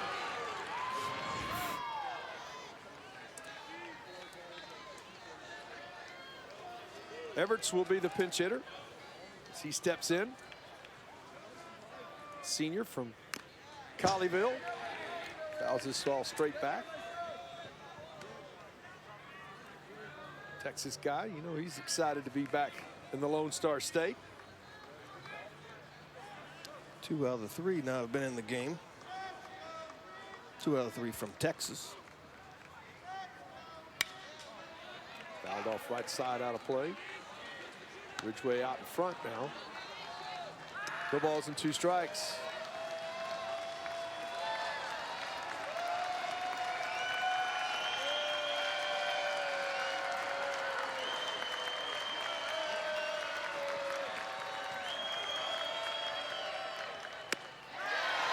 Good fastball in under the hands. Comes up with a strikeout.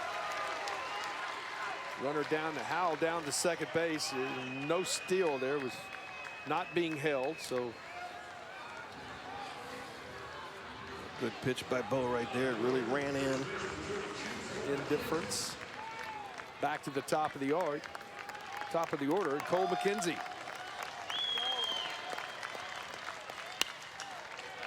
Down the left field line. Out of play. McKenzie 0 for 3 tonight. He has walked once. Did not play high school baseball. They didn't have it in Montana. Legion ball. Played Legion ball. Little League World Series. Now here, on the ground to short. Across the diamond, and that does it. And the Longhorns win it.